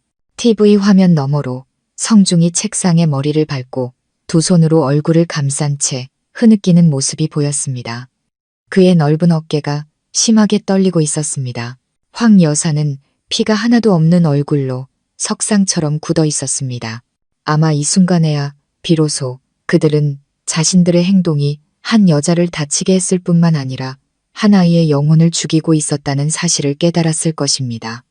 민준이의 고발은 그들에게 가장 혹독한 양심의 판결이었습니다. 민준이가 방을 나간 후 재판은 무거운 분위기 속에서 계속되었습니다. 아들의 증언은 엄청난 심리적 충격을 주었습니다. 하지만 성중의 변호사는 노련하게 마지막 논점을 붙잡고 늘어졌습니다. 존경하는 재판장님. 그녀가 애써 침착한 목소리로 일어섰습니다. 저희는 박민준 군이 겪었을 고통에 대해 매우 가슴 아프게 생각합니다. 하지만 우리 모두 알다시피 6살 아이의 말은 여러 요인에 의해 영향을 받을 수 있습니다. 아이는 그동안 어머니인 하미정 씨와 함께 지냈습니다. 부정확한 기억을 주입받았을 가능성을 배제할 수 없습니다. 또한 아이가 말한 것은 기억일 뿐 이를 뒷받침할 어떠한 물적 증거도 없습니다. 그녀는 제 아들의 증언 가치를 폄하하며 제가 아이에게 거짓말을 가르쳤다고 암시하고 있었습니다. 분노가 치밀어 올랐지만 김 변호사님이 저를 진정시켰습니다. 이해했습니다. 김 변호사님이 일어섰습니다. 피고인 측 변호인은 아무런 근거 없이 추측하며 제 의뢰인의 인격을 모독하고 있습니다. 박민준 군에 대한 증언 청취는 심리 전문가의 감독하에 전문적으로 이루어졌으며 객관성은 충분히 확보되었습니다. 논쟁은 계속되었지만 피고인 측은 점점 힘을 잃어갔습니다. 아들의 증언을 들은 후 성중은 완전히 정신을 잃은 듯 보였습니다. 그는 그저 침묵 속에 앉아있을 뿐이었습니다. 재판이 법적 공방으로 교착 상태에 빠질 것처럼 보였을 때 김 변호사님이 갑자기 자신감 있고 의미심장한 미소를 지었습니다. 존경하는 재판장님. 그의 목소리는 모든 사람의 이목을 집중시켰습니다. 피고인 측 변호인은 방금 저희에게 그날 밤 사건에 대한 직접적인 물적 증거가 없다고 말했습니다. 어쩌면 그 말은 부분적으로 맞을지도 모릅니다. 영상은 의도적으로 삭제되었으니까요. 하지만 그는 극적인 효과를 위해 잠시 말을 멈췄습니다. 저희에게는 다른 것이 있습니다. 영상보다 더 생생한 것, 바로 소리입니다. 그는 그렇게 말하고 법원 서기에게 신호를 보냈습니다. 법정 스피커와 연결된 태블릿 PC가 준비되었습니다. 이것은 박민준 군의 태블릿 PC입니다. 김 변호사님이 설명했습니다. 꽤 낡아서 종종 오류가 발생하곤 했습니다. 저희가 경찰로부터 이것을 돌려받은 후 우연히 흥미로운 사실을 발견했습니다. 이 태블릿은 소프트웨어 오류인지 큰 소리가 나면 자동으로 녹음이 시작되는 기능이 있었습니다. 그리고 사건이 있던 바로 그날 밤 민준이는 잠들기 전까지 이걸로 게임을 했습니다. 그러다 아마 전원을 완전히 끄는 것을 잊었고 태블릿은 그 이후에 일어난 모든 상황을 녹음했습니다. 이 말을 듣자 성중과 황 여사의 얼굴이 새하얘졌습니다. 그들은 공포에 질린 눈으로 서로를 쳐다봤습니다. 이 녹음 파일을 법정에서 재생할 것을 허가해 주시기 바랍니다. 김 변호사님이 말했습니다. 재판장이 고개를 끄덕였습니다. 법정 전체가 침묵에 잠겼고 스피커에서 지지직거리는 소리가 흘러나왔습니다. 처음에는 아이들이 좋아하는 게임 소리가 들렸고 이내 아이를 재우는 제 목소리가 들렸습니다. 민준아, 착하지? 늦었으니까 이제 자자. 잠시의 침묵 후 문이 열리고 성중이 비틀거리며 들어오는 발소리가 들렸습니다. 그리고 술기운 가득한 그의 목소리가 울려 퍼졌습니다. 어떤 놈이랑 문자질하려고 집에 있었어. 제 자신의 익숙한 목소리가 고요한 법정 안에 울려 퍼지자 성중은 깜짝 놀라 고개를 들고 스피커를 쳐다봤습니다. 믿을 수 없다는 표정이었습니다. 녹음은 계속되었습니다. 그 끔찍했던 밤의 모든 말과 소리가 적나라하고 생생하게 재현되었습니다. 당신 취했어. 성중 씨, 제발 놔줘. 저의 애원. 짝 하는 날카로운 마찰음. 아빠, 엄마 때리지 마. 민준이의 비명. 닥쳐. 너도 내 엄마랑 똑같아. 성중의 욕설. 물건이 깨지는 소리. 퍽, 퍽 하는 둔탁한 소리. 그리고 고통스러운 제 신음과 절망적인 숨소리. 법정의 모든 사람들이 숨을 죽이고 듣고 있었습니다. 어떤 사람들은 경악하며 입을 가렸습니다. 여성 재판장의 얼굴은 굳어 있었고 성중의 변호사마저 고개를 들지 못했습니다. 녹음은 제가 바닥에 질질 끌려가는 소리로 이어졌습니다. 끼익하고 계집 철문이 열리고 닫히는 소리, 달칵하는 자물쇠 소리. 거기서 내 꼬라지를 반성이나 해. 너 같은 여편네는 개랑같이 지내는 게 딱이야.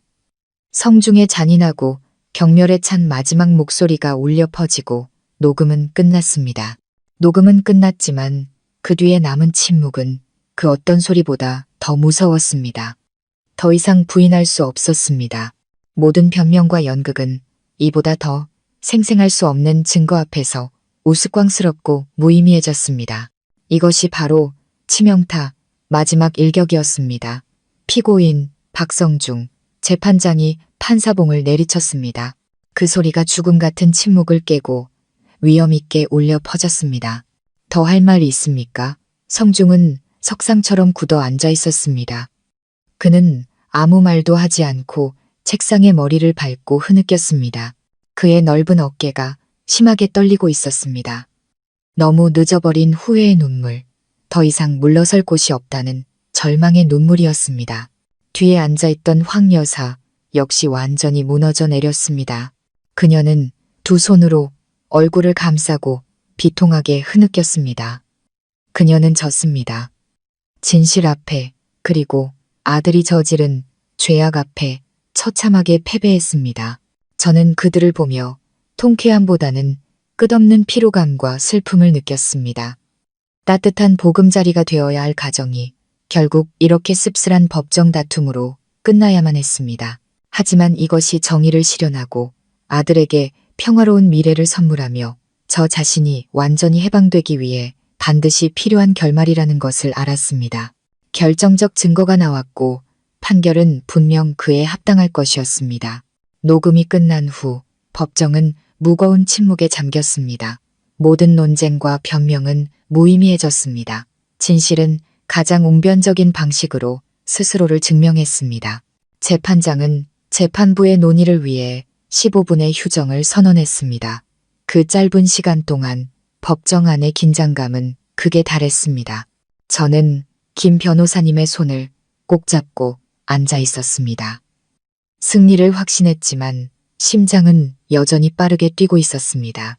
이것은 한 사람뿐만 아니라 저와 제 아들을 포함한 한 가족 전체의 운명을 결정하는 순간이었습니다. 반대편에서 성중은 여전히 책상에 엎드린 채 고개를 들지 않았습니다. 그는 자신의 운명을 받아들인 듯 보였습니다. 한참을 울던 황 여사는 넋이 나간 사람처럼 허공을 응시하고 있었습니다. 아마 그녀는 금지옥엽으로 키우며 온갖 수단으로 감쌌던 아들이 곧 차가운 감옥에 갇히게 될 것이라는 잔인한 현실을 받아들이려 애쓰고 있었을 겁니다. 돈의 힘에 대한 그녀의 자부심과 자신감은 모두 정의의 바퀴 아래 짓밟혔습니다. 재판부가 다시 들어오자 법정의 모든 사람들이 일어섰습니다.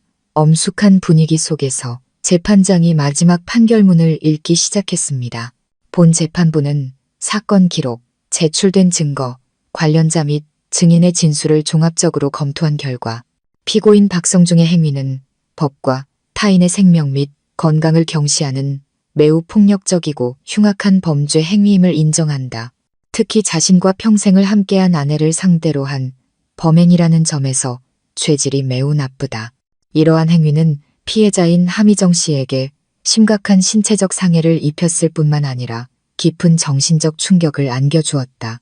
특히 피고인의 아들인 박민준 군은 어린 나이에 폭력적인 장면을 목격하며 씻을 수 없는 상처를 입었다.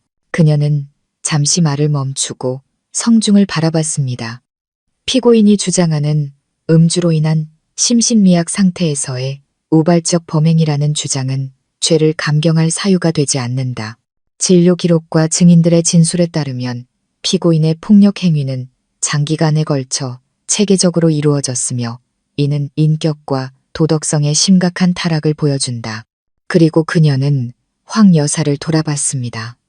또한 재판부는 피고인의 어머니인 황 씨의 범죄 은폐 및 방조 행위를 엄중히 꼬집는 바이다. 그녀의 행동은 사법 절차를 방해했을 뿐만 아니라 가정의 비극을 더욱 심화시키는 결과를 초래했다. 마침내 그녀는 판사봉을 들고 단호한 목소리로 선언했습니다. 형법 및 가족법 조항에 의거하여 재판부는 피고인 박성중에게 특수상해 혐의로 징역 3년을 선고한다. 징역 3년.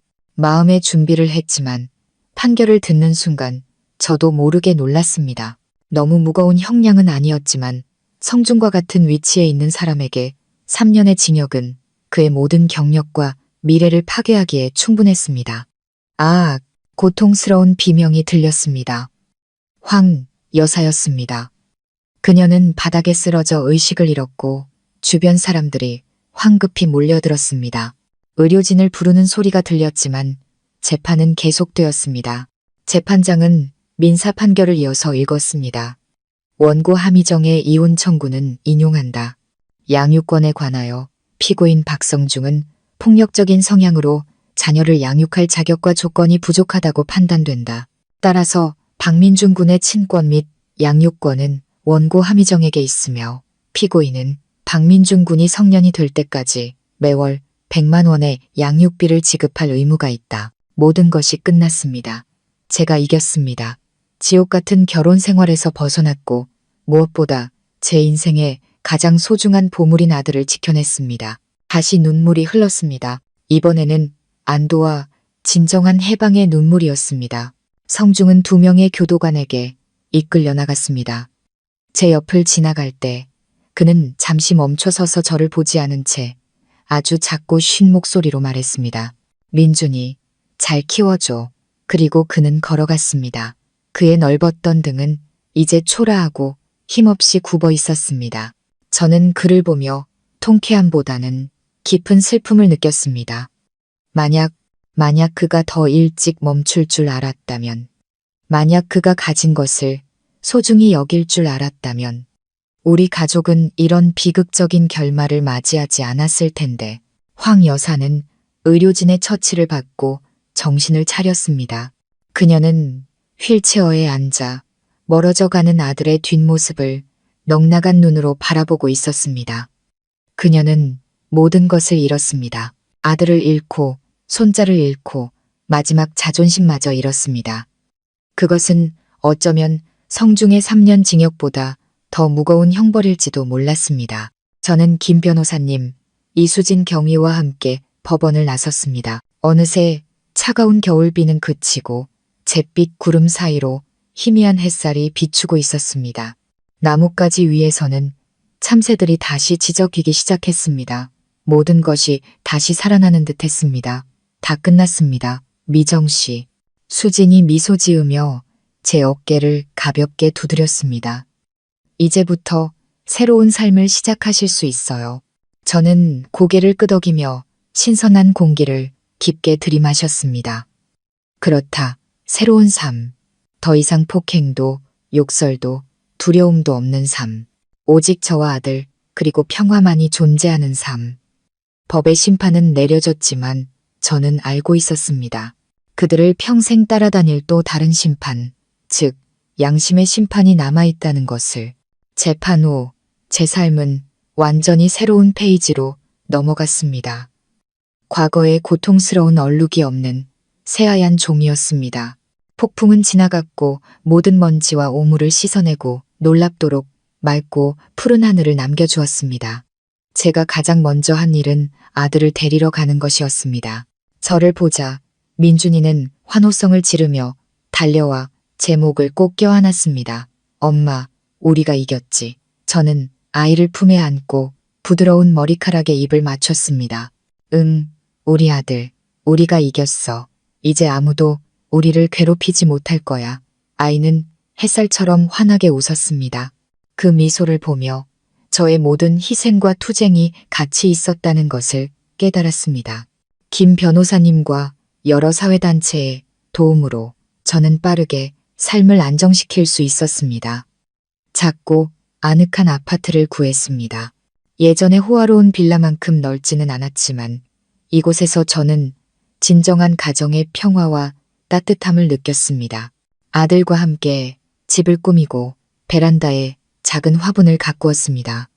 매일 밤 아이가 잠든 후 저는 창가에 앉아 반짝이는 도시의 불빛을 내려다보았습니다. 지난 7년 만에 처음으로 제가 진정으로 살아있다고 느꼈습니다. 저는 더 이상 건조한 사무직으로 돌아가지 않기로 결심했습니다. 지난 7년간 저는 너무 의존적인 삶을 살며 제 자신을 잃어버렸습니다. 이제는 제 열정과 가치를 되찾아야 할 때였습니다. 원래 요리와 제빵에 소질이 있었던 저는 용기를 내어 대출을 받아 아침 햇살 베이커리라는 작은 빵집을 열었습니다. 제가 만드는 모든 빵이 달콤한 맛뿐만 아니라 폭풍 후의 새로운 시작과 희망에 대한 이야기를 담기를 바랐습니다. 진심을 담아 만든 빵 덕분에 제 빵집은 금세 사람들의 사랑을 받게 되었습니다. 사업은 날로 번창했고 저는 우리 모자의 삶을 책임질 수 있을 뿐만 아니라 저와 비슷한 처지에 있는 다른 여성들에게 일자리를 제공할 수도 있게 되었습니다. 하지만 저를 가장 행복하게 한 것은 물질적인 성공이 아니라 아들의 변화였습니다. 더 이상 고함과 욕설이 없는 평화로운 환경에서 살게 되자 민준이는 서서히 공포의 그림자에서 벗어났습니다. 아이는 훨씬 활발하고 밝아졌으며 얼굴에서는 해맑은 웃음이 떠나지 않았습니다. 가끔 아이는 아빠에 대해 물었습니다. 저는 결코 거짓말을 하거나 성중이나 시댁에 대한 나쁜 이미지를 심어주지 않았습니다. 그저 부드럽게 말해주었습니다. 아빠가 큰 잘못을 해서 그것을 바로잡을 시간이 필요하기 때문에 엄마와 함께 살 수 없게 되었다고. 저는 아이가 열린 마음으로 자라난다면 언젠가 어른들의 복잡한 이야기를 스스로 이해하고 용서할 수 있을 것이라고 믿었습니다. 가끔 이수진 경위와 김 변호사님이 제 빵집에 들렀습니다. 그들은 제게 은인일 뿐만 아니라 이제는 소중한 친구가 되었습니다. 그들을 통해 전 남편 가족의 소식을 간간히 들을 수 있었습니다. 성중이 수감된 후 황 여사도 완전히 무너져 내렸습니다. 성중의 회사는 리더를 잃고 폭행 스캔들의 여파로 곧 파산했습니다. 황 여사는 빚을 갚기 위해 빌라를 팔고 고향으로 내려가 홀로 지내게 되었다고 합니다. 더 이상 예전의 위풍당당한 모습은 찾아볼 수 없다고 했습니다. 그 이야기를 들으며 저는 통쾌함보다는 씁쓸함을 느꼈습니다. 뿌린 대로 거둔다는 말. 그것은 공평하지만 참으로 무서운 인생의 법칙이었습니다. 제 이야기는 어떤 경로를 통해 많은 사람들에게 알려졌습니다. 저처럼 침묵 속에서 폭력을 견디고 있는 많은 여성들이 저를 찾아와 자신의 이야기를 털어놓고 조언과 공감을 구했습니다. 그들에게서 제 자신의 모습을 보며 저는 더 이상 저만을 위해 살 수 없다는 것을 깨달았습니다. 제 이야기를 통해 그들에게 힘을 주어야겠다고 다짐했습니다. 저는 가정폭력 반대 운동에 적극적으로 참여하는 활동가가 되었습니다. 강연과 토론회에 참석해 제 이야기를 공유했습니다. 그것은 신세 한탄이 아니라 하나의 메시지를 전하기 위함이었습니다. 가정폭력은 누구 한 사람의 개인적인 문제가 아닙니다. 그것은 범죄이며 침묵은 그 범죄의 공범입니다. 두려워하지 말고 용감하게 목소리를 내세요. 당신은 결코 혼자가 아닙니다. 법과 사회가 당신을 보호할 것입니다. 구독자 여러분, 이렇게 한 여인의 눈물겹고 고통스러웠지만 동시에 위대하고 강인했던 여정은 막을 내렸습니다. 그녀의 이야기를 들으며 우리는 어쩌면 행복은 가만히 주어지는 것이 아니라 때로는 용감하게 싸워 쟁취해야 하는 것이라는 사실을 깨닫게 됩니다. 그리고 가장 소중한 자유는 바로 두려움으로부터의 자유라는 것을 말입니다. 이 이야기는 단순한 폭력 고발이 아닙니다. 이것은 모성애에 대한 찬가이며 하나의 비범한 용기와 모든 인간 내면의 잠재된 힘에 대한 이야기입니다. 이 이야기는 우리에게 보여줍니다. 당신이 아무리 약하고 상황이 아무리 절망적일지라도 침묵을 깨고 정의를 위해 일어설 용기만 있다면 당신은 터널 끝에서 빛을 발견하게 될 것이라고 말입니다. 폭풍이 지나가면 반드시 아침은 밝아옵니다. 감사합니다.